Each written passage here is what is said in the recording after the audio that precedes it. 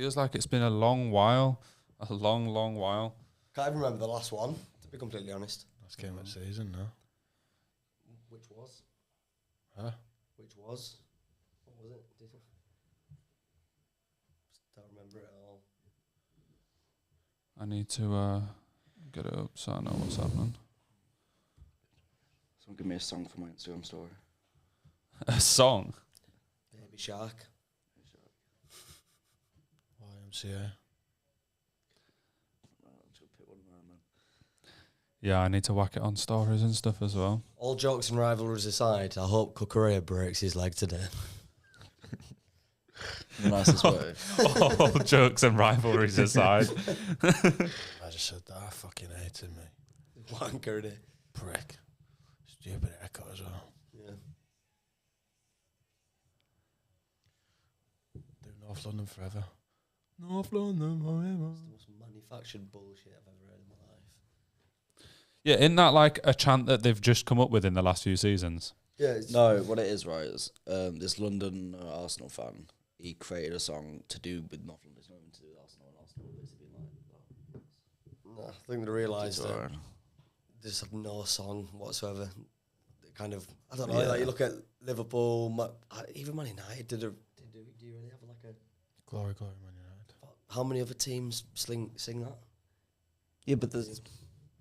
I can't remember which team it is, but there's teams that like sing actual songs. Like, you know that. I don't know. There's not that many unique, individual, just specific to certain club songs, is there really? There's not an awful lot of that. I mean, we can't all be Leeds. So this is just like, there's a song out there that fits up being an Arsenal fan and explains what it's like to be an Arsenal fan. So It just feels a bit forced with it getting played before kick-off now, though, does it not? yeah, but it's the same as like March On Together. It's the same No, as, it's not the same as no, in March terms On of playing Together. the song before kickoff. Yeah, I know. It's their version of it. I guess. You've just been doing it for hundreds of years. What do you think is the best club song? Marching On Together, obviously. Never walk alone.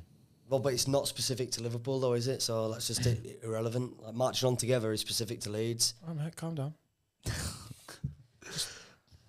I'm just throwing I'm just throwing Wait, are we staying in England? Because Dortmund's is fucking mint.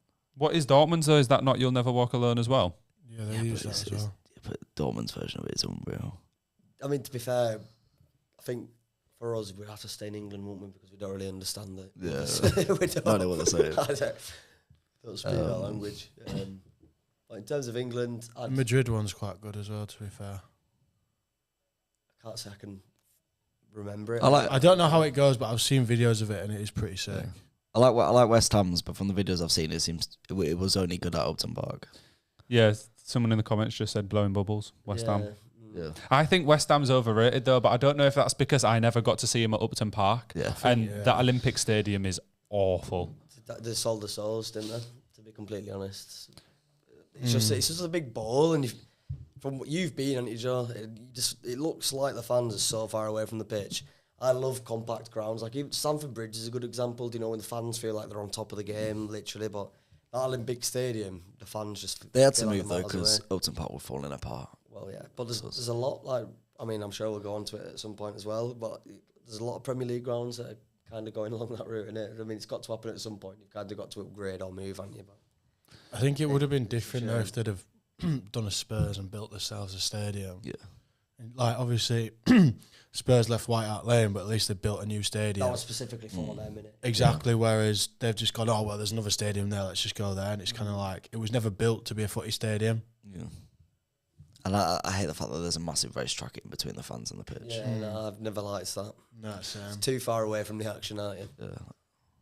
One of my favourite things in the world right now is Catfish and the Bottlemen, a pretty big indie band. Look like they're going to be playing a gig next year at the Tottenham Stadium. And I just thought, as if Tottenham have let a band that are called Bottlemen play at the stadium. Like, how ironic is You that? say it as if, but that seems quite fitting to me, to be completely honest. But who are we to They're talk doing a here, gig at Joe? the Emirates as well.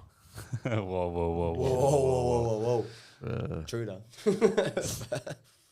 What are we thinking today, boys? Chelsea against Man City. I think this is a bit of a strange game because Chelsea are just an unknown entity to me. You don't know who you're going to get there. Yeah. What's your score prediction, Alice? 2-2. So I don't see Chelsea winning. I don't see City winning either. It's just one of them. Chelsea always seem to get points against City. Not 3 points, but points. Do you know what I mean?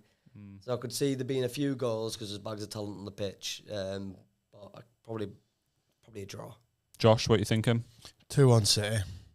Easy. Theo? It's either going to be a draw or 3-0 City, and I have no idea which one it's going to be. Yeah, I think I'd go for a City win. I'll just go in between you two and go 3-1. I don't see a world where they don't win. But have you seen the stuff about Sterling today? So Sterling's not even in the Chelsea squad for today. I ain't seen that. What's happened? I don't know. He's linked to a move to Saudi, I think. Saudi. I find it mental. He's only 29. Sterling's only 29. Yeah, you forget that he came into Liverpool when he was like 17, 18. Yeah. Like he was but that's proper what I mean. young when he... He's been around for as long as I can remember. He literally has, don't he? So it's But like he has had the same career as like people retiring now. Yeah. I mean, to be fair to him, 29, he's coming towards the end of it. Why not go cash in? He's won everything but bar Champions League. But I don't get is he's been coming towards the end of it for like 3-4 years now. Yeah, Since before just 'cause COVID. He's been around for that long, though, I Like guess. he started to tail off at 25. I wouldn't necessarily say that because I think the first Euros that we had, He was our best player. He was our best player. That first He final. dragged, At club dragged us level, through. though. We got to the final as well. He dragged us through that. He won the penalty in the semi-final. Obviously scored. He was our top scorer at that time as well. And that was only, 3 years ago? 3 years ago, is it? But 2021. In terms of club level in the Premier League, it's not really. I don't know. I just feel that's Yeah, but I don't think he's ever been like He's never been the best player. I mean, obviously at Liverpool he was young and he was decent there. Then he went to City and obviously he was good, but he was never going to be the best player at City. So I don't think he was ever going to be. You know, you look at Sterling and fucking hell, that guy could be a Ballon d'Or winner type player. Do you know what I mean? You think he was just always a good, verging on great player. I mean, he scored over 100 goals in the league. So, I mean, he's had a decent career, won a few leagues, won a few trophies, made some money. Why not go and get a load of brass now? I don't blame him. cash in towards the end, I guess. Well, I suppose in a weird way, that's kind of what he's done at Chelsea because he's not exactly had a great time here, has he? And he's on big, big money. I know obviously that won't have been his goal when he moved there, but his career at Chelsea will be forgotten pretty easily. And in a weird way, I think it was hard to fail in that Man City team when he was there. I think a lot of wingers. A lot of players that go into that team and that setup, but you just lose your individuality when you go to a team Phillips like has that. done a pretty good job of it, hasn't he? I just think he lost his individualism. I think everybody does when they go to City, though, don't they? Like, you look at Jack Grealish, prime example, he's on the bench today. Like, literally looked like it was him against the world at Villa, and such a just brilliance individually, and he comes to a system. And don't get me wrong, you win stuff, and you were a good player nonetheless, but you can lose that spark, don't you? I feel like it's the direct nature of his game is completely gone, purely because he's been told to keep the ball. Yeah. People are too scared to lose the ball now, I think. So. I actually had a bit of a question around this in Enzo Maresca at Chelsea because obviously he's one of the Pep Guardiola disciples, isn't he? Mm-hmm. I kind of feel like that's getting a bit boring to me now. Now, I appreciate the way that Pep's played has completely changed the game and the teams he's built has changed football probably forever. But I feel like a lot of Premier League teams now just want to copy the way that Pep plays. And I don't particularly always think that's the best option.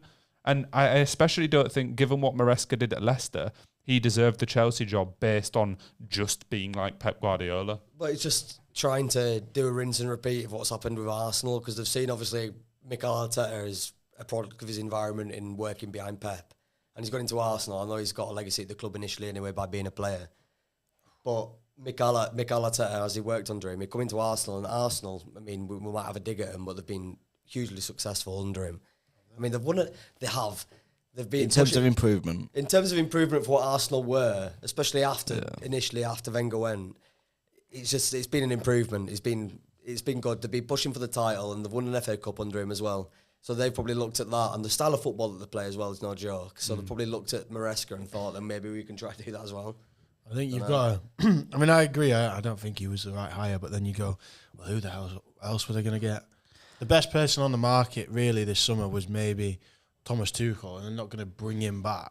Yeah, but Chelsea are a club that are able to steal managers from other teams. And as I say, would you not say the best manager on the market was potentially the one that they let go, who started doing really well at the end of the season? But that's what I mean, is if you've let Poch go, You're not going to bring Tuchel back. I think that was a really weird decision. To be I do as well, but I think it was more of a mutual thing. Everything that I saw. Because he wanted to be a manager. He wanted influencing the people that were bringing in. And you know what it's been like at Chelsea. It's been like a fire sale on it, or in terms of it's like FIFA career mode, the way that they're bringing players in. He wanted more of a say. I don't really, for me personally, I think Todd Boehly and Chelsea at the moment, they're so desperate to have a project type manager. Like United got with Ten Hag, like we're trying to get with Ten Hag, Arsenal got with Arteta. So they're trying to get in when they brought in Graham Potter, now Maresca, they're trying to bring in a manager who's going to just, instead of being a big name for once, like a Pochettino. I just think they wanted a yes man.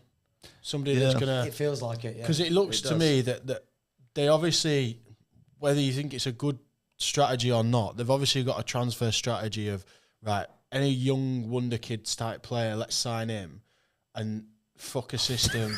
Jeremy Doku with one of the worst shots I've ever seen there. It's still 0-0 in the game. Like, fuck a system. It's like watching Moneyball last night or something and just woke up and decided so it's like a game of averages and just sign a bunch of young players and one of them's going to turn out good. So I think they just wanted a gaffer that was just going to be like, right, we're signing him, and he's like, all right, yeah, fine. I think since Maresca's so inexperienced, he actually can't say no. That's what I mean. They just wanted a yes man, so they've just gone out and gone, right, this guy's had been under Pep. He obviously won the league with Leicester. Right, let's just bring him in. And Leicester fans weren't fully happy with him last year. Oh, mate. I know they won the league, but... He almost won, but he was... But they were so far ahead at one point, and the fact that it came down to the wire as it did, they weren't happy with him at all. They weren't. And they did essentially get found out, but so did quite a lot of the top teams in the Championship last season. The top 3 teams, none of you wanted it. I was going to say, though, all 3 of you were just like... With Maresca, though, Leicester had the most expensive Championship team in history, the highest wages in history, and I know they ended up winning it with a very respectable points tally, but it wasn't due to his style of play. His style of play was actually frowned upon by not only Leicester fans, but the majority of Championship teams. So, I completely agree with you, Josh. I think the only reason he's ended up at Chelsea... I think Poch was probably told at the start of this window to comply with FFP, we need to get rid of Gallagher, probably get rid of Chalobah. They already got rid of Mount, a homegrown talent last season. So it's like all the homegrown talents have been weeded out just to bring in these youngsters for 15 to 30 million who could end up being massive. It's just not dead set, is it? But I feel like that's exactly right. He's an inexperienced manager, and like you say, like both of you said, he's not going to question anything above board, is he? So. But then you go, well, who else were they going to bring in? The market's quite slim, isn't it? Really, there's nobody in. I know you said that Chelsea could steal managers, but who are they going to steal? I mean, obviously you have your hypotheticals. I mean, everybody would love Zidane. Yeah, but I actually... His name always gets thrown in every job. I've said it, and I'll stick by it. I don't think he'll ever coach club football again, because he's now got this mystique of being an unreal coach, of won the Champions League every year. But then you kind of look at that Madrid team and you go, well, was it really the gaffer or was it the team? Yeah. And now it's kind of like, if he goes, because obviously he gets linked to United every time United are potentially looking for a gaffer, gets linked to Chelsea. I'm sure if Arsenal got rid of Arteta, he'd be linked to Arsenal. I mean, he still is. But like, I'm sure he looks at United, especially when, before we brought in Ten Hag, we were linked to him heavily. I'm sure he looked at that and went, fuck, I've got this legacy now as a gaffer. If I take that United job, because he wouldn't have done anything, because realistically, I think Ten Hag, everyone's got their difference in opinion on Ten Hag, but I think he's done a good job to kind of go from where he was when he came in to kind of get us to a certain point. Good tackle, that. Great challenge. So yeah, I don't think he'll. I think the only job he'll take next is France. Yeah. I mean, Deschamps, he's getting on a bit now. Yeah, they're not happy with him, especially after the last Euros. Yeah. Last couple tournaments, they were as torrid as us in that Euros. Like, they weren't creating chances. They didn't score from open play till, was it the semi-final? Something like that. Which is ridiculous. And the only thing I rated about him was the whole Euros, he kind of just held his hands up, a little like Southgate wouldn't do. He was just like, yeah, we're playing shit football, but we're winning. Yeah, we're going through. Yeah. And he was kind of like, I guess, innit? And you kind of go, well, you can't really say anything about it. Do you know what I mean? Because at least he's been like, well, yeah, we are playing shit footy, but we're in semi-final. Maybe he just doesn't care about the Euros. Because I mean, if you look at the 2021 Euros, they got knocked out in the quarters or round of 16 Switzerland. But there's no way that a manager wouldn't care about one of the only two tournaments. The problem is being like, realistically, France now for the next 10 years are going to be top 3 favourite for every international tournament that they're in.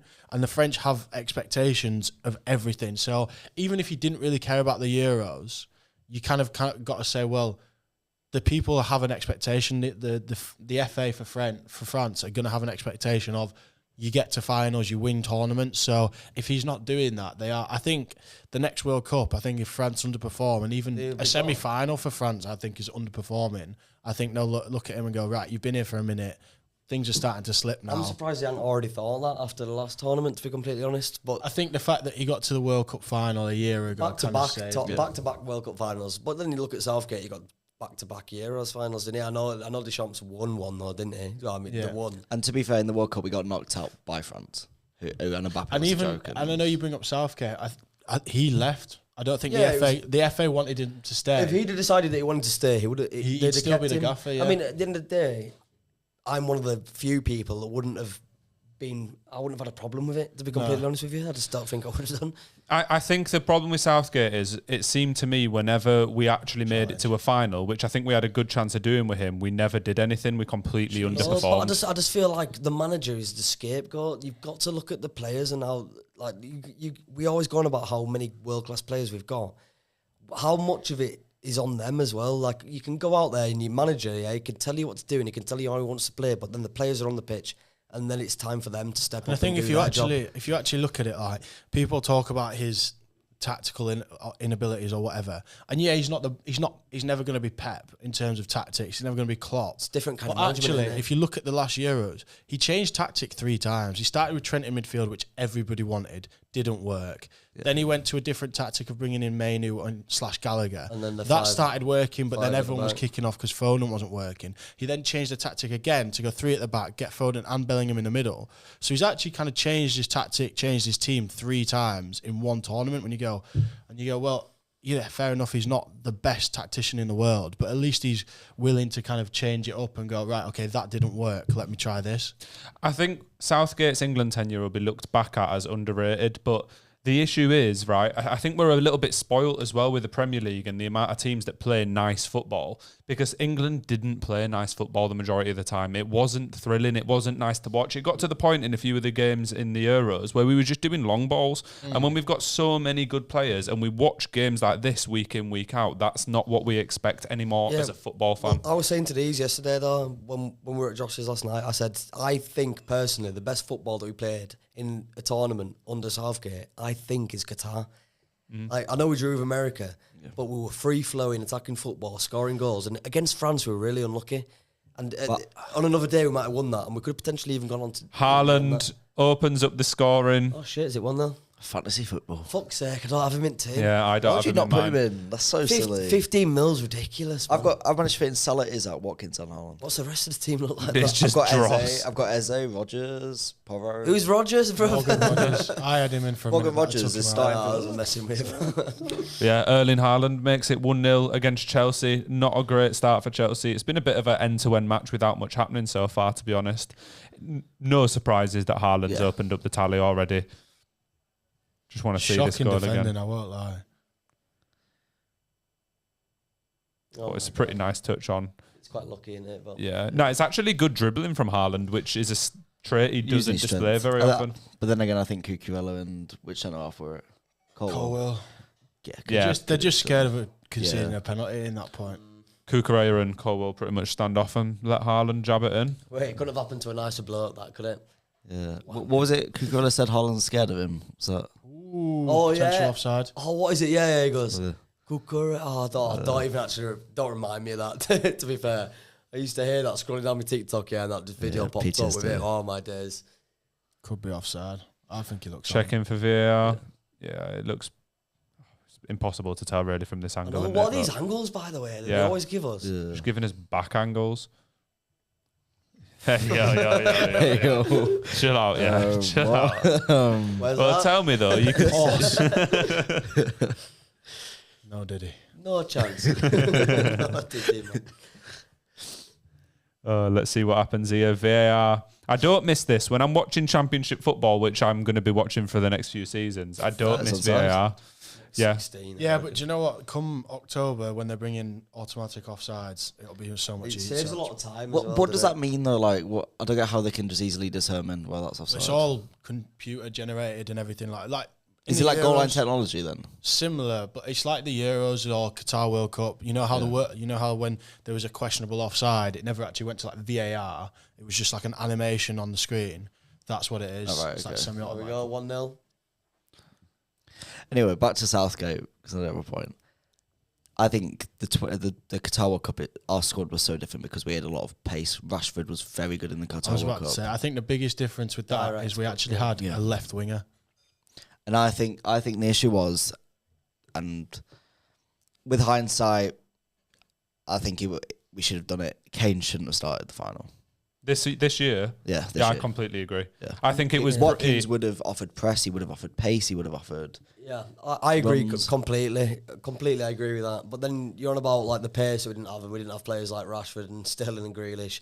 But then if he picks them for the squad, then he gets hounded for just picking favourites instead of. But if you're manager of England, who gives a shit what fucking Greg says? Do you know what I mean? I agree, but I think in terms of international football, you should have favourites. You should have people who you know are going to turn up and do a job. Whereas when you pick off club form, it's completely different coming into an international setup and playing for that team. I think Rashford should have gone. Yeah, So do I do. I think he should have gone instead of Bowen. Personally. I don't know. Jared Bowen go? No, let's be real, boys. I know that it's easy to look back in hindsight, but after the season Rashford shouldn't have gone to the World Cup, not the Euros. Sorry. Yeah, but if we're talking just off that, then I agree with you. I wasn't upset about the fact that he didn't go because realistically he was poor last season. But actually, you look at the squad and you kind of go, all right, Rashford doesn't go to start as your left winger, but he's somebody you can bring on after 60 minutes and just fucking play the ball over the top and stuff like that. But then again, you kind of go, well, we had Anthony Gordon and he didn't utilise him as much, so. I think it's because everybody thought Foden can. Oh. But, I mean, we saw it in the Spain game. It's like we just needed pace because with Kane, they were allowed to sit further forward, Spain. They were never on the back foot. They never had to drop, which means they could just put everybody forward. We were constantly on the back foot. And I think that is purely because Kane never pressed him. He was just sat in midfielding. Anyway, let's get away from England because we're quite far away from the Euros now. Shirt. Yeah, true, but Take top off. whoa. It's not that kind of street, boys. Let's get on to some Premier League predictions, and we'll start with the teams that are going to go down to the Championship at the end of this season. Ellis, we'll start with you. Who do you think's getting relegated? Just give all your picks. We'll give all our picks in one, and we'll shout at each other when. Yeah. See, well, I've got 3, and then I've got another one as well because obviously it just feels like a cop out to say Southampton, Leicester, and Ipswich, but that's just generally the case that they're going to be flirting or definitely being dead set in a couple months' time. But I think after how I seen Everton play yesterday as well, I think they're in trouble as well. You know, they're always flirting with the idea, and I'm sorry, but I would love to see them go down. I'd really enjoy to see them go down. Do you not think it'd be really ironic when Everton are in the middle of building a new massive stadium and they thought they were getting this big sale? They've been laughing at everyone that's gone down every time they've survived. If they then went down, I think a lot of people would quite enjoy it. It would fill my heart with joy, to be completely honest with you. Josh? I think my 3 going down. I think Leicester will go down because at some point they're going to get a points. Yeah, deduction. they are. I've seen that today. Southampton, I just don't see them stopping up, and I think Forest personally. So you think Ipswich will stay up? I think Ipswich. I think the business that they've done this summer. They have. And actually, summer, when you watch that game against Liverpool, I know in the end it was 2-0 in that second half. Liverpool could have had 6. But they're playing a very, very good Liverpool side. And actually in that first half, Ipswich were very impressive. They pressed well. Liverpool struggled for a lot of periods of that game to even get out of their own half. I think all bias aside from my point of view as well is I'd really like them to stay up, to be completely honest. I would. I think they'll stop up. I think the business has been smart. They've spent money in the right places. They've locked down the gaffer that he's a very, very good manager. I think they'll be a good side. You know, I don't think they'll get anywhere near the top 10. Yeah. I think they'll be flirting with relegation, but I think they'll end up staying up, and I think Forest will be the one that go down, personally.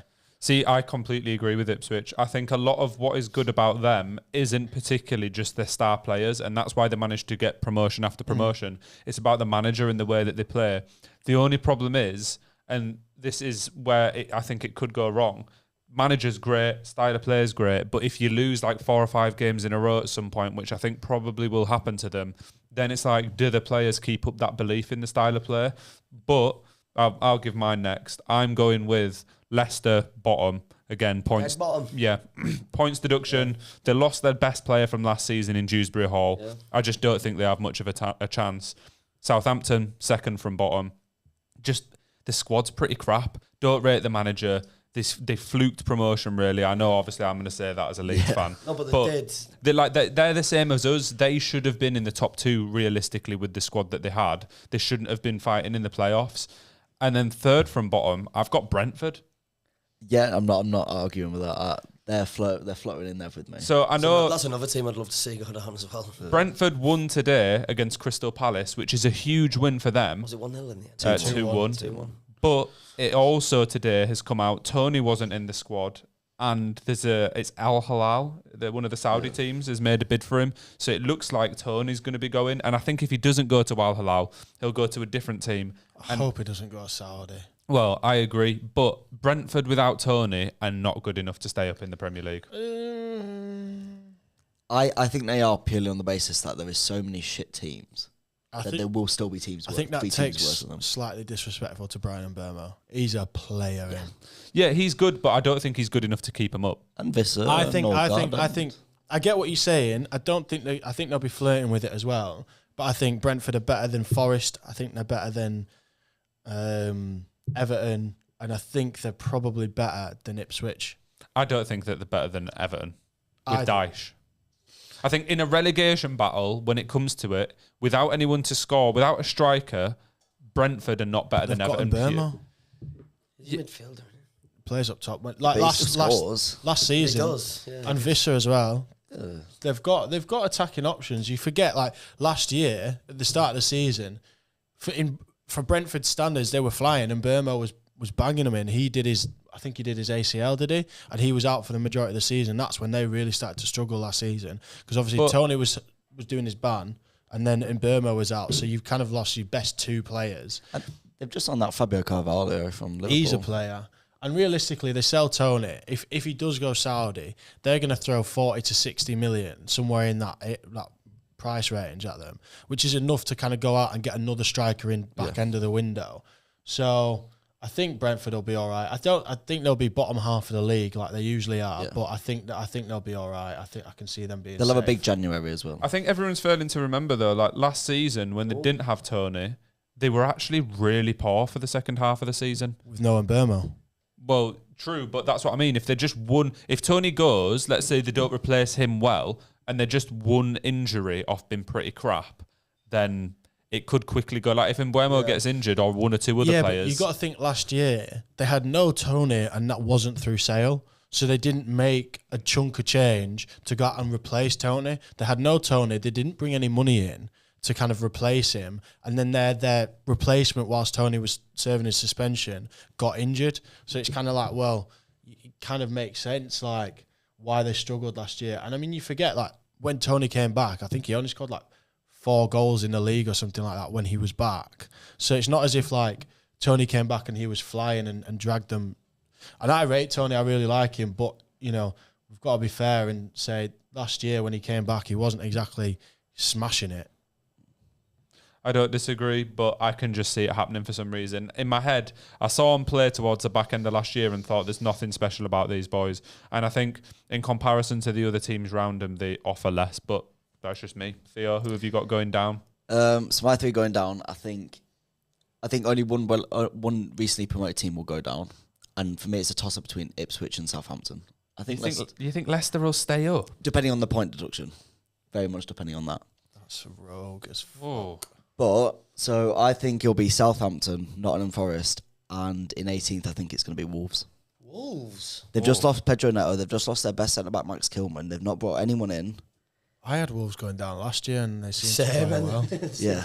They've not recruited that well. They've only brought in 2 signings. Their defence is horrible. They conceded 4th most goals last season, and they've just lost their best centre-half and not brought anyone in to replace them.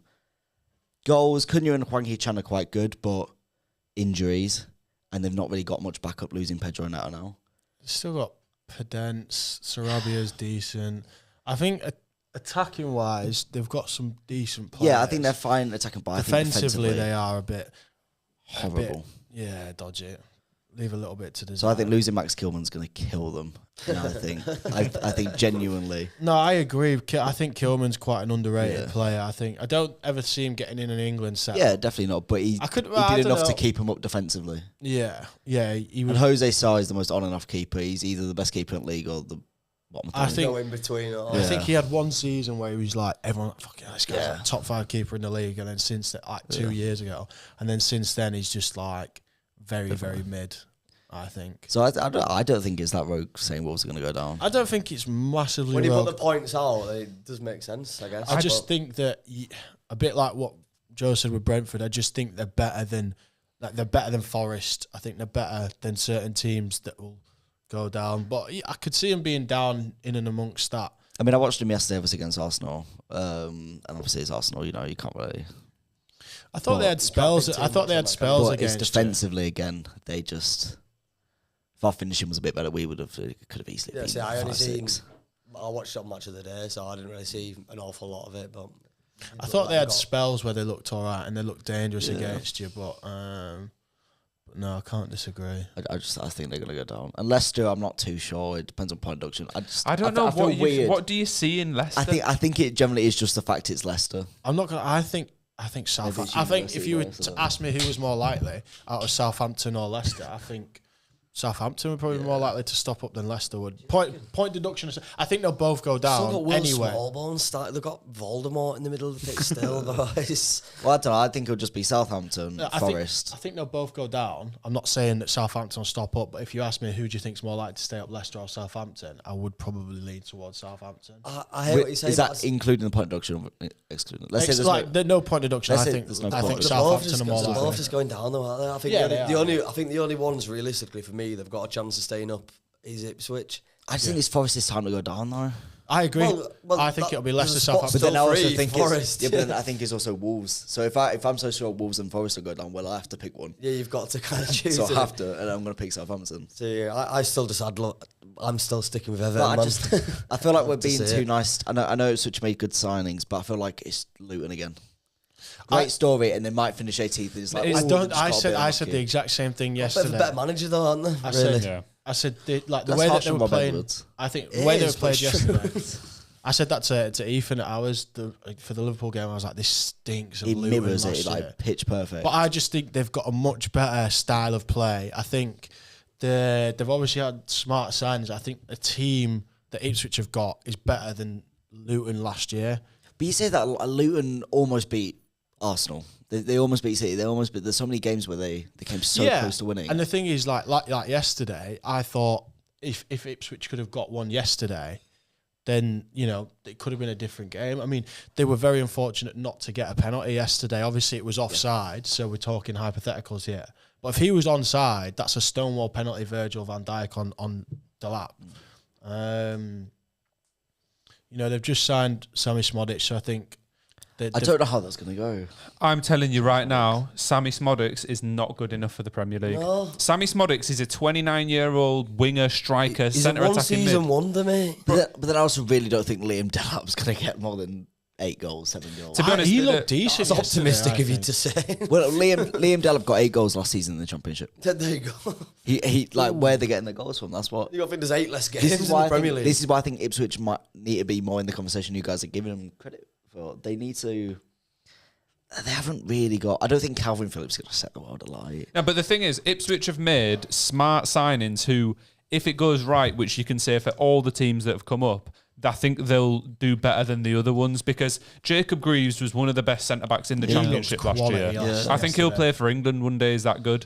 So he'll do really well. As much as we all like to laugh at and kind of hate on Calvin Phillips, when he came up with Leeds... He was incredible, and he was that good. He won the Player of the Tournament for England. So if they get a tune out of him as a loan signing, yeah, what the hell? That's what I mean. And now he's playing under a manager that's probably going to fully get behind him, and he is a good manager as well. They'll probably get. Flex still not. What is happening? What's going on? Is it offside or not? Well, I guess they kind of can't put the flag up until They've got to let text player the reach a natural conclusion. The haven't they? second it like leaves the box, they'll probably put a flag up.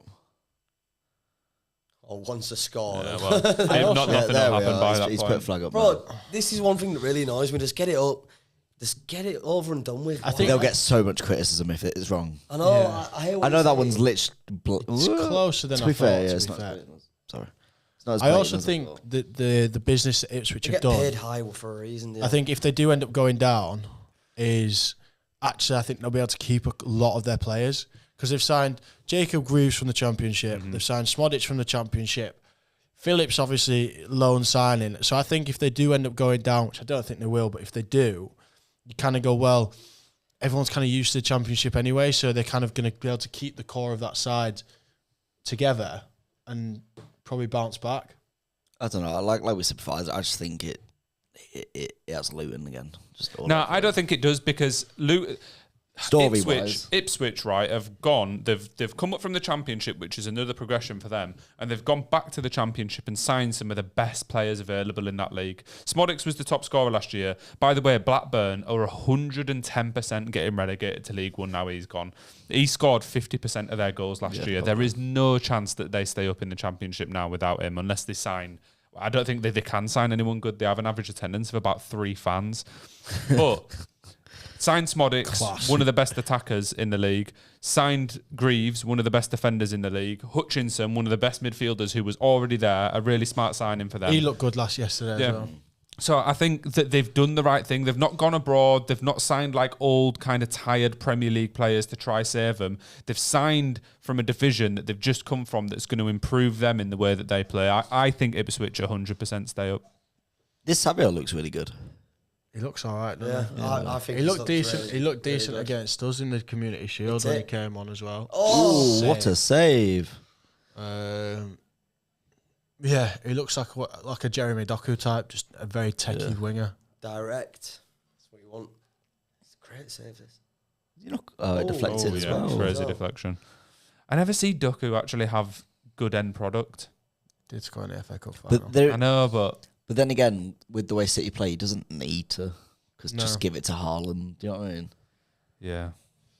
Like, yeah, he might miss 3 chances in the game, but then Haaland would still end up getting 6 goals. Do you know what I mean? Seeing Haaland at City kind of feels like anti-Pep to me because it's like, I don't know, it kind of ruins the whole idea of what Pep does most of the time if it's just like, But get he's it so to good, you Haaland. can't be like, well, my football's better than you, Haaland. So like, do you know, Oh, I know, I get it because it's that good. he is the best striker in the world, maybe Kane better, but After that Euros, I don't think I want to even give Kane Kane the was credit. carrying a knock that year. Yeah, true. Caden's still a better football player than Haaland is, obviously. Yeah, but then again, I think there's at least 3 strikers better than Haaland. I think as Ability, like, as a footballer, You put a lot of strikers into that City Yeah. team and they're going to produce the same numbers. I mean, we said it last year. I think if Zach was in that team, Watkins. they're getting the same numbers, if Yeah. not more. I think they'd probably get less goals, but they'd Less get goals. more assists Yeah. and be more involved in play. So in terms of total goals and assists, it might be higher, but goals I think would still be less. Just because of the way he plays, he's always going to be the one scoring. Yeah, but I think with the team and the way that Pep set him up, he's the only striker that would work like this. Yeah. Because they've said to him, you don't need to play football. You're here to score goals. Yeah. That's it. And he is like, for that, he's the best in the world of just, right, you're on the pitch just to score goals. Chelsea. Oh, That's a stupid shot to take. Has anyone heard anything about Enzo Fernandez in the locker room after the whole It racial seems, thing? I think it seems like All is forgiven? Maresca kind of came out and said it's not a big deal, it's all sorted type thing. But I mean, I wouldn't want to be sorted. all right, the thing is with Chelsea, right? When you're a business and you spend that much money on a player, you can't afford to lose him. So they'll have been told, unlucky lads, he's coming back, he's playing, and he's still the club captain, which to me is a wild decision from them. I feel like Chelsea and what's happened to them, they've just completely lost any kind of identity that they used to have to me. Because when you look at Chelsea of the past, they like to keep players for quite a long period, or at least certain ones. When I was growing up, it was like John Terry was there for years, Petr Cech was there for years, and they built a squad around those players. Now it's just like, sign a new player, don't matter if he's... Then again, John Terry was a dickhead as well, wasn't he? So maybe this is actually the Chelsea way, just signing people who are absolute... Ooh. Crunch of that. Big challenge. Who was that on, De Bruyne? It was Doku on De Bruyne. There was an advantage though. I think Caicedo cleaned him out. But I just think, right, if I'm some black Chelsea players, if I'm like Chalobah or Cole Will or Cole Palmer, I'm going to be very upset. Yeah. Obviously, because he's your teammate. But the thing that has annoyed me about that whole situation is that he's on a bus with his Argentinian teammates, and it's just Enzo Fernandez that's getting the brunt of this. Not every single person that was on the bus chanting the same thing. Yeah. And obviously, it's a lot more relevant because he plays at Chelsea with French players and black players as well. Well, I think that's what it was. I think it wasn't necessarily because it was like they deemed it like they're all singing a racist chant. I think it was more. It's a culture in fact, it got blown up because the black French players at Chelsea, you Malo Gusto, you Disassi, all those boys made it, and rightfully so. Yeah, I'm not saying that they shouldn't. Made it into a big thing. They blasted him on social media and followed him on Instagram, which made it a bigger thing than actually. If you look at the other thing, like everyone was like, "Oh, what about Garnacho? What about Martinez?" That I saw for United players, and it's like, well, you can't see him in the video, so you kind of can't be like, well, they definitely did it because they might not have. But then why he done stop there? But he could say Messi was sat there doing it. Well, if it's a culture thing. Well, there was a list of players. I think there was like Alvarez. No, Alvarez was sat next to him. That there was Messi and like 3 or 4 other Argentina players that were confirmed not to be on the bus. Like they stayed in America or something like that. So it was like, well, they definitely weren't involved because they weren't even. As long as Emi Martinez weren't involved, to be honest, he's the only one I care about. But the difference is as well, I think really like him as a lawyer. Another reason that Fernandez would have got so much hate for it is because he's a £100 million signing and a club captain of a Premier League club. And the other thing is, he's the one that videoed it. He's the one that went live. Yeah. Like, we had this chat in the group chat, and obviously you'd rather him just not do it at all, the players not sing the song. But if you are going to do something like that, why are you going to be so stupid to go live whilst you're singing something like that? Which is the most worrying thing for me, is if he deemed that okay to go live with, they're obviously doing or saying worse things, more racist things, for him to deem that acceptable to go live with. I think you guys forget that so after that all came out, he then did it again in a stadium in Argentina. That's ridiculous, by the way. 100 appearances for City, 91 goals. Wow. There were 15 assists as well. But Fernandez did it again. He went to watch his boyhood Argentina club play, and he was singing it on the mic. Yeah. But on your point, Josh, out. I don't particularly think that just because he did it on a live stream, he deemed it to be okay. I think he was probably just really pissed after winning the Copa America and was just live streaming. I think that is not okay. But I don't think he'll have gone, oh yeah, this chant's fine to stream. He would probably just like, oh, I want to stream. I think that's probably right, to be fair. I don't know. I just think in this day and age, he's not an old head. It's not like somebody that's kind of not fully technically, like, he's young. He's only in his early 20s. He knows at that level, he's a Chelsea player, £100 million player. He knows the responsibility he's got personally to kind of be like, hang on a minute, let me step back. Let's be honest, you wouldn't do it. No. Do you know what I mean? Yeah, but I think that's so different because culture is such a huge thing. So in Argentina, if you get told every day in Argentina for the first 20 years of your life, that's absolutely fine. You're going to think it's fine. Yeah, I get and that. And then when he comes to England, people are like, oh, you can't do that. Well, he's like, well, I can because my entire life I've been told that's normal. So it's different, in I guess. Not to justify it because obviously it's completely wrong, but it's like in his head, he probably just thinks it's an everyday thing. So he's having a laugh he's not thinking I'm being racist right now. He thinks I'm just having a laugh. Yeah, it's a tricky one. I mean, if you go back 70 years ago and you were to make a racial remark as a joke, people like that was in comedy skits. That was like part of. Yeah, no, I do get what you're saying, but then obviously they're just behind culturally. It's a different, and obviously playing in England, he should kind of, and actually, you kind of got to go, well, especially with the amount of black teammates he's got. Exactly, and not even just black French teammates that he's got. There's like 4 or 5 of them. Yeah. I think there's about 3 playing for Chelsea today. Oh. Do you know what I mean? Chelsea make it 2-1. No, is he offside? I was going to say an awful fumble from Edison there. Oh yeah. You going to say 2-1 then? Always watch just a goal. Yeah, I mean, like you look at the team, you've got Nkunku, Fofana's there, but I'm nice. Gusto's his old captain Kante, one of the nicest players ever. Yeah, it's offside. This is the thing that I don't think for him. It was just a stupid decision, and I don't think it even particularly necessarily means that he agrees with the lyrics in the song. He probably doesn't. But it's just dumb. It's like you need management. You need someone there to be like, don't fucking do this. Don't live stream.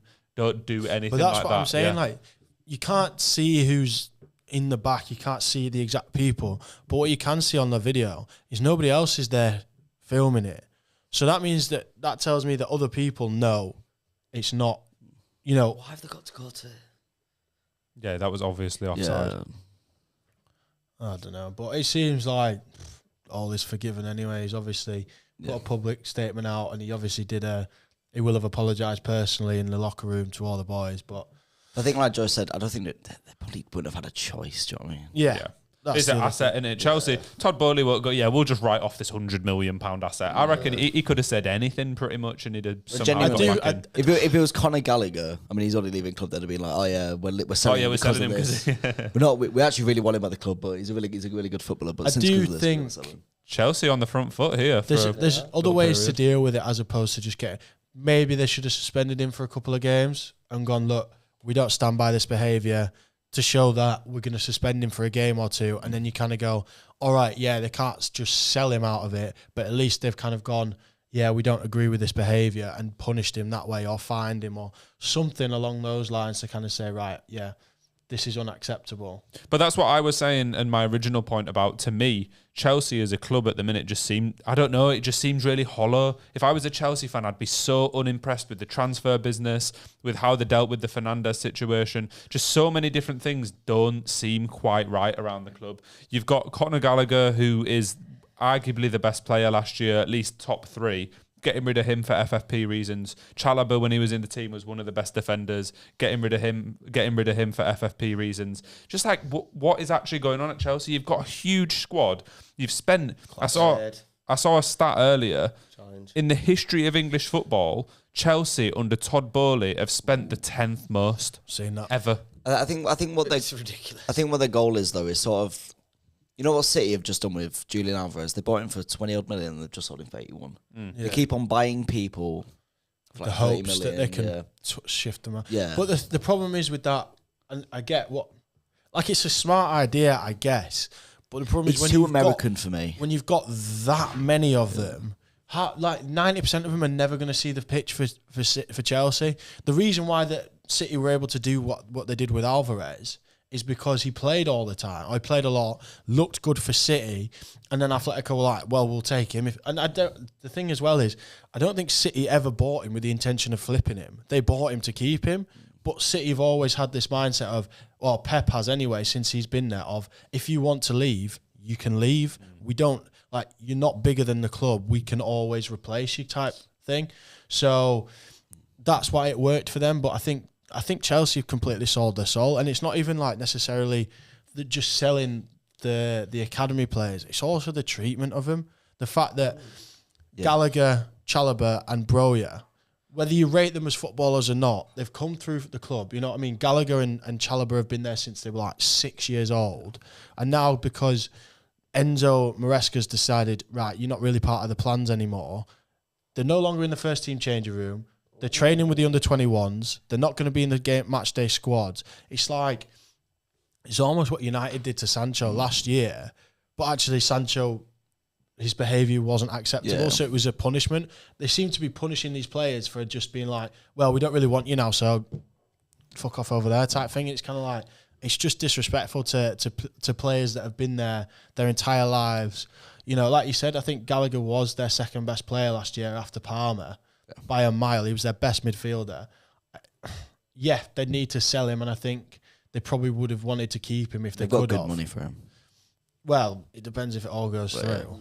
But then the thing is, you look at it, and it's they're only selling him so they can bring in João Felix. So it's not like they're selling him to kind of be like, right, okay, we've got now 40 million in the bank, we can chill out with FFP. They're selling him so they can bring in Felix, and if they can't get Felix in, Gallagher's coming back to the club. So it's just... I mean, like I said, I feel if you look at the MLS, the way of doing finances has always been bringing a young Mexican lad, a young American lad, and we'll try and ship him off for more profit, or we'll have a youth development person and we'll keep on selling him. I think Todd Bowley's got that mindset of these people aren't part of Chelsea. Yeah. They're part of a wider picture of get more money, bring in the best players. The way they do in America, let's bring in Zlatan Ibrahimovic, but we've just sold 15 youngsters for him. Do you know what I mean? But that's the difference, isn't it? Because Chelsea under Abramovich, as much as it was a pretty fast turnover of managers, and you saw star players come and go relatively regularly, he always spent a lot of money with the sole purpose of winning trophies and winning football matches. Whereas I don't think Todd Bowley's doing that. Chelsea have spent so much money in the last few years, and their squad is not better now than it was a couple of years ago. So I agree. It's ridiculous because It's worse, I'd argue. as a football fan, right? And I hate Chelsea. I'm a Leeds fan, but as a football fan, if that was my club and I was seeing it just be turned into effectively a way for a businessman to make money or as a long-term investment, it'd really upset me.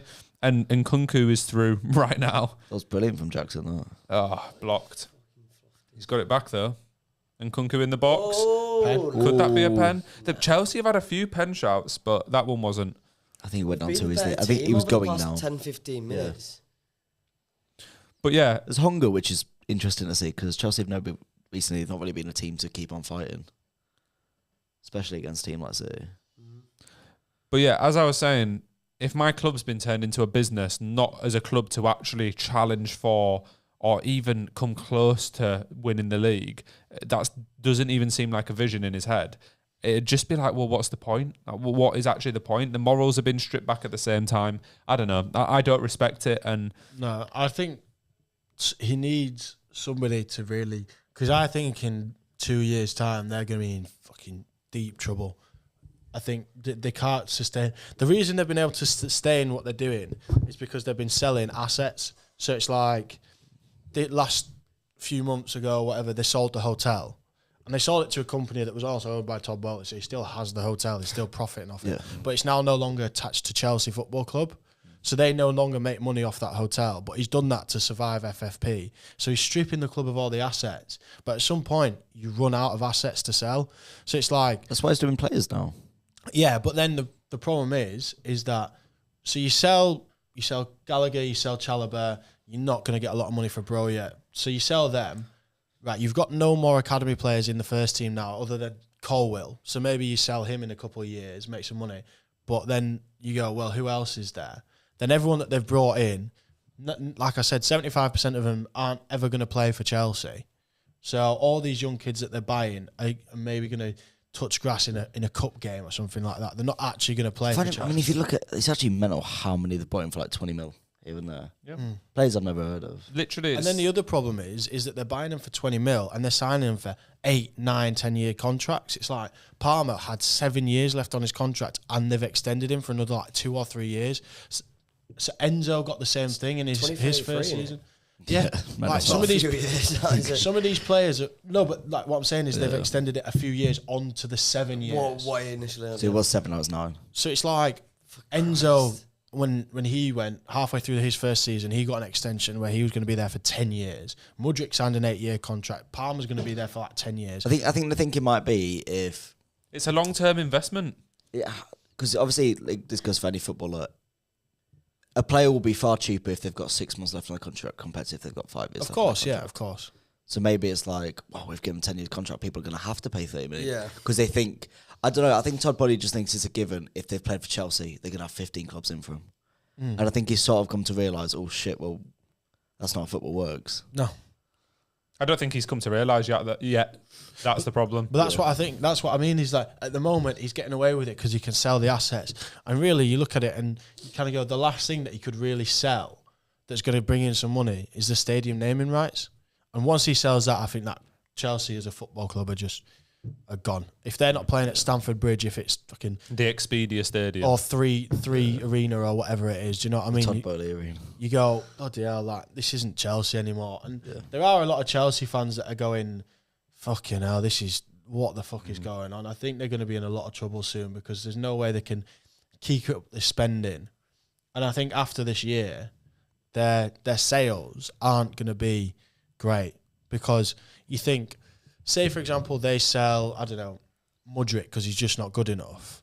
They're still going to have to pay off the 70, 60 mil that they've still got left to pay Shakhtar. Yeah. So it only works as instalment payments as long as he's at the club. If they sell him, they have to just pay a chunk out. Yeah, it's not going to...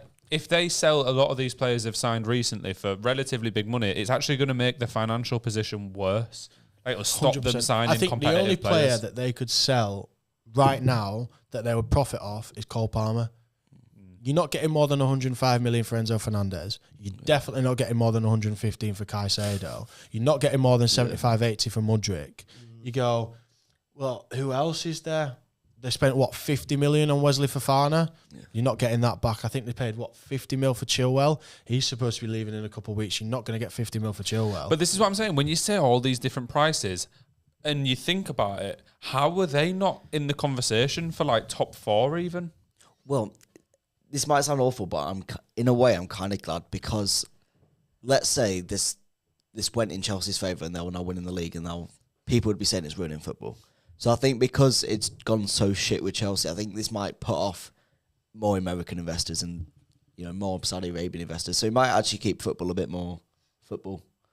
Yeah, it has, because at the cost of Chelsea. But and well, fuck them. That's fine. And completely fine. For me, I'm I not think upset about it. there's a reason. Before Baldy came in, no clubs were doing that loophole of giving them long contracts. And since he's come in and it's been exposed that you can do that, nobody's doing it. Yeah, because it's not working. But Because if it it's was working, they probably would.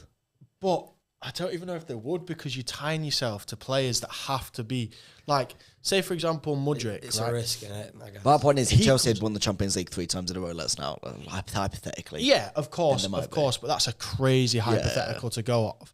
And then you're tying yourself to these players like I say, Mudryk, for example. Say he came in, that first half of the season, he was unreal. Last season, he was unreal. He's still got 5-6 years left on his contract that he has to be unreal to justify the money.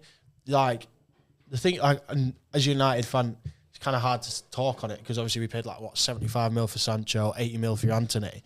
But actually, in 2 years' time, we can just fuck them off. They're actually just, their contracts expire. We go, do you know what? Take it on the chin. We'll take the loss. It's a big loss, but we're not tied to them anymore. We can just get rid of them. Or you go, right, let's cut our losses, sell him for 35, 40 mil, whatever we can get for him, and it's gone. We're not tied to these players for 10 years. Well, I think this is why Chelsea have gone from signing the £100 million players on those big contracts to loads of £15 to £30 million players, because in their head they're like, well, if we get them on long contracts, surely their value is going to go up at least 10, 15 million, and then it'd balance the books a bit. But that's it's what I'm still a saying. risk on each one of them. But that's what I'm saying, is how is their value going to go up if they're not playing? True. But I think we also need to look past the players. I mean, they're getting Graham Potter on a fucking mental contract for years, and they're still paying him off. They've just recently paid him off. They put Pochettino on it. They're now putting Maresca on long year contracts. And if they keep on changing managers every year, and Maresca's got a 7-year contract, they're gonna be paying him off for fucking years. Yeah, that's the thing, and it's just. I think Chelsea in 2-3 years are going to be in serious trouble. Personally, I think they're going to be in a situation where you're looking at them and going, Chelsea could be going down here. They could be getting relegated, because they might have a great team, but they're just going to get hit with point deductions. Or I think, so I can't remember who said it, but I think one of the lads was saying that they think Chelsea's going to get a transfer ban. That's why they're just going crazy with transfers now. Because if they get a ban for 2 years, they've already made 35, 40 signings. So they could kind of go, well, we've got all these players that we can kind of try out. What's the rule with I don't know, when teams have transfer bans, can they still renew contracts? Yeah. They can still. Okay. They just can't buy or sell players. I was like, maybe they're getting them on 7-year contracts in case they get the ban and they can't renew them. Yeah. I'm pretty sure they can still They can, renew. right, okay. Yeah, because it's not a transfer. Right, okay. I don't that know might what justify It's it. It was- internal yeah. business in it, essentially. I don't know what the ruling is for loaning, so sending players out on loan. But I know you can't buy or sell players. Yeah. So, but again, it's a massive risk because you can't sell players. So you could sign all these wonder kids for 20 mil, turn out to be dog, but you can't sell them for 3 years. So you're just stuck paying these people to play for the 21s, and they're just there. And it'll be too old for the 21, so it's like... No, but the thing is, I agree with you. I think some people forget how easy it is for a huge football club to absolutely fall off. Like, it's happened to Leeds, who were in the Premier League for years, or the top division, and won it and got to the semi-final of the European competition. I think that's very different, though. No, Villa... Because you had financial issues. No, but this is the point, though. Chelsea don't have financial issues. Poor ownership at the end of the day, wasn't it? It was literally poor ownership and poor signings with poor contracts. That is what did Leeds. That's what did Villa.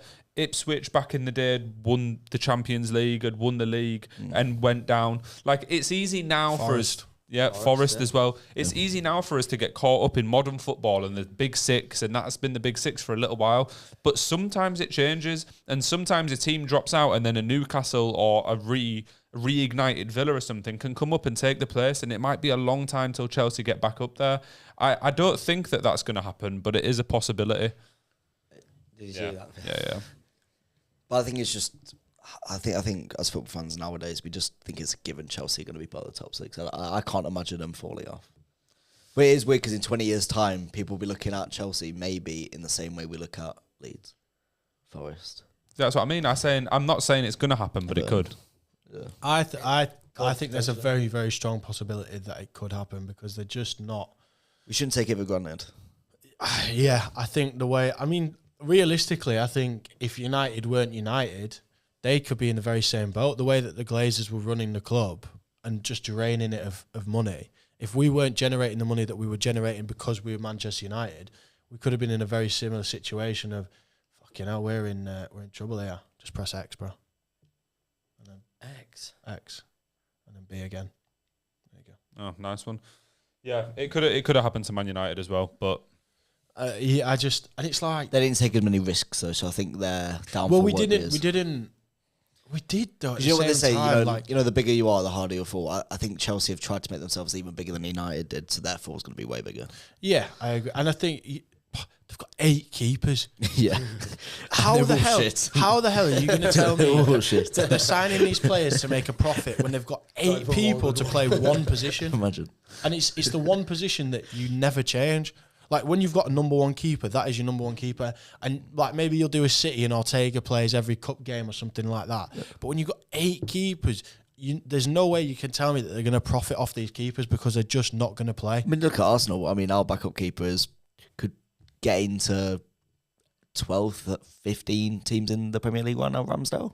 Yeah, I think he probably And we still stick with Raya consistently because it's about consistency. And Chelsea have got fuck all consistency. Lineup-wise...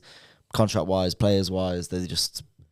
they keep on changing their plan every week. It'll be interesting to see what happens. I mean, I think the consistency, to give them a little bit of credit last year, was hard because they did have a shitload of injuries. I think they even had more injuries than United. So I think last year it was tough for them to have a consistent starting 11 because every week they were dealing with another injury. But at the same time, when you've got a squad of 45 people... How are you going to keep them all happy? How are you going to give everybody game time? You can't really say, like, the injuries were an issue for Chelsea, though. I mean, like, when Liverpool when they came 5th, I think it was, and they had no centre-backs, and last season you had no centre-backs, Chelsea could have 20 injuries, and they've still got a 30-man squad. No, I'm not saying I'm not giving it as an excuse for the performance. I'm giving it an excuse for consistency. Yeah. It's hard to have a consistent lineup when every week you've got, your starting centre back gets injured, and then Reece James come back. So then Malo Gusto's off, and then James is injured again. So you got Gusto back in, and then I think it was hard for them to have a consistent lineup when every week, like Lavia starting today. And Nkunku starting today, both of them were injured pretty much the whole season last season. So, we'll see. But I just think they're fucked. Should we jump on to top 6 predictions? Yeah. We'll start with 6th. We'll go around the table. Theo, you go first for this one. Who do you think is going to finish 6th in the Premier League this season? I've got a rogue one. A rogue one? A very rogue one. I think, and this could completely backfire, and I know it's a massive risk, but I'm going to say it anyway, just so you know, in case it is right, I've said it. You know what I mean? West Ham. Oh. I think it's that rogue. After some of them. I mean, Fulkrug, great signing. Some of it we'll see. That Dominguez have got in the field. Good signing for him as well. Max Kilman. Great window. Yeah. Probably the best window out of any team in the Premier League so far. And I think we're now in an era of football where it's like, it's not that bad to say like Newcastle, Villa, West Ham, teams like that could easily get top 6 with the way United are shit. No offense, Chelsea is shit. Spurs can be shit. Do you know what I mean? Like, there's no more top 6. Like Chelsea, United, Spurs aren't guaranteed to be in the top 6 anymore. All right, so who misses out for West Ham to get in? I actually think Chelsea, United, and United aren't getting in the top 6. Personally, Spurs, I don't know. I'm very 50-50 on. Well, I think that's mental. I think West Ham have made some very good signings this summer, but it's going to take a little bit for them all to kind of bed I like in. their manager as well. I think Lopetegui's a great manager. Yeah, Lopetegui's all right, but there's no way that they still have a better squad than United even. It's not about better squad, it's about But results. we'd have said that about Villa, though. We'd have said that about Villa last season. Who'd have thought Villa would have got 4th? People were saying they were going to drop off like with a month to go in season. Yeah. I know Emery's a phenomenal manager. Yeah, but so he's different. This is not taken away from Villa. I think credit where credit's due. They had a fantastic season last season. But actually, United had a chance to push for top 4. They missed out. Spurs had a chance to push on for top 4. They dropped off. I think it'll happen again. So I think as great as Villa played last year, and credit where credit's due, they did fantastic to get top 4 last year. I think actually both Spurs and United were in positions to push them and take that spot, and they actually dropped the ball and fucked themselves both there. So I think it's a tough one, really. I think West Ham, I think their team, like they've got goals now because I think Fulcook will get goals. They've now got good wingers on both sides. If they got Bowen, Kudus, Paqueta, Somerville now, and their midfield is strong because I think that Dominguez that they brought in, especially yesterday, was great. I know they lost to Villa, but Do you know what the thing is? My only thought is it's not the first time West Ham have spent a fair bit of money. West Ham have done this before. I think this is the first time I look at all their signings. I think they're actually good fucking signings. I think I agree with you. I think they'll be challenging, but I don't think they'll quite break into the top 6. I don't know why. I just look at them and I go, does West Ham really have what it takes? I thought that about Villa. Yeah, no, but Villa I thought that about building Newcastle. up a little I bit thought that more about to that. Newcastle. Villa had been building up a little bit more towards that. I guess. I don't, But like I say so, do you know what I mean? Like season before, they were in a relegation scrap until they got Emery, weren't they? yeah. Yeah, but they Newcastle were bound to go down. They got Emery, and Emery's a better manager than Lopetegui. Yeah, I know, but I just don't think that you can say that they've built up to it more. I mean, how much can you build up to something? They'd one extra year. I know that might make a huge difference, but I think you've also got to remember just before that, they're Gerrard, and then they went straight from Gerrard to Emery, which was I know. But Villa were massively underperforming with the squad that they had under Gerrard because there was a period when he first came in and they looked really good and then they dropped off a cliff. So Emery came in, I think he'd won the Europa League 3 times. So when you get a manager in like that who can transform the already good players that are there, because if you think about the Villa team that's done really well, like Watkins last season had the joint top goals and assists in the Prem. So he just made their existing players way better. Let's not pretend like last summer Villa didn't spend a load of money. They brought in Diaby for 50 mil, spent money on Pau Torres. They spent money last summer. So I know you're saying West Ham because they've had a good summer, good transfers, which they have. But you could have said the exact same thing for Villa last year. So I think if we'd have been in this position last year and you go, I'm pretty sure we actually said Villa would get top 6 last year, it's first game of the year last year. And I think I had them like 5th or 6th. So they overachieved to get 4th, but actually the way you're talking about West Ham now is what I was saying about Villa last year. Yeah. They were kind of going to break top 6 because they've had a good summer. They brought in Pau Torres, brought in Moussa Diaby. They had a good window, this, that and the other. I think it's important to keep in mind as well, though, like I was saying about players bedding in and needing a bit of time. Pau Torres, fantastic signing, who had played under Emery for a couple of years already. So it was like he knew exactly what he was getting. Kilman's played under Lopetegui. Not for as much as but not literally the season before. But I think you guys need to give Lopetegui. I mean, as English fans, we don't know a huge amount about Lopetegui, but he's a 2-time Europa League winner. He's won the Euros with the Spanish under-21s. He's former Real Madrid manager, although be it for like 6 months because he was interim.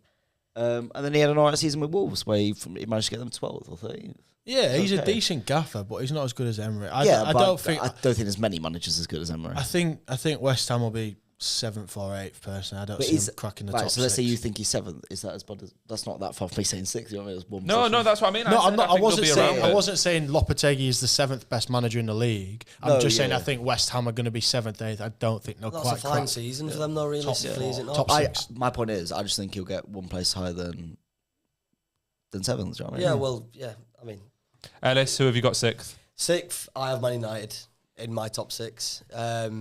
I think Friday, prime example, watching them play, just uninspired.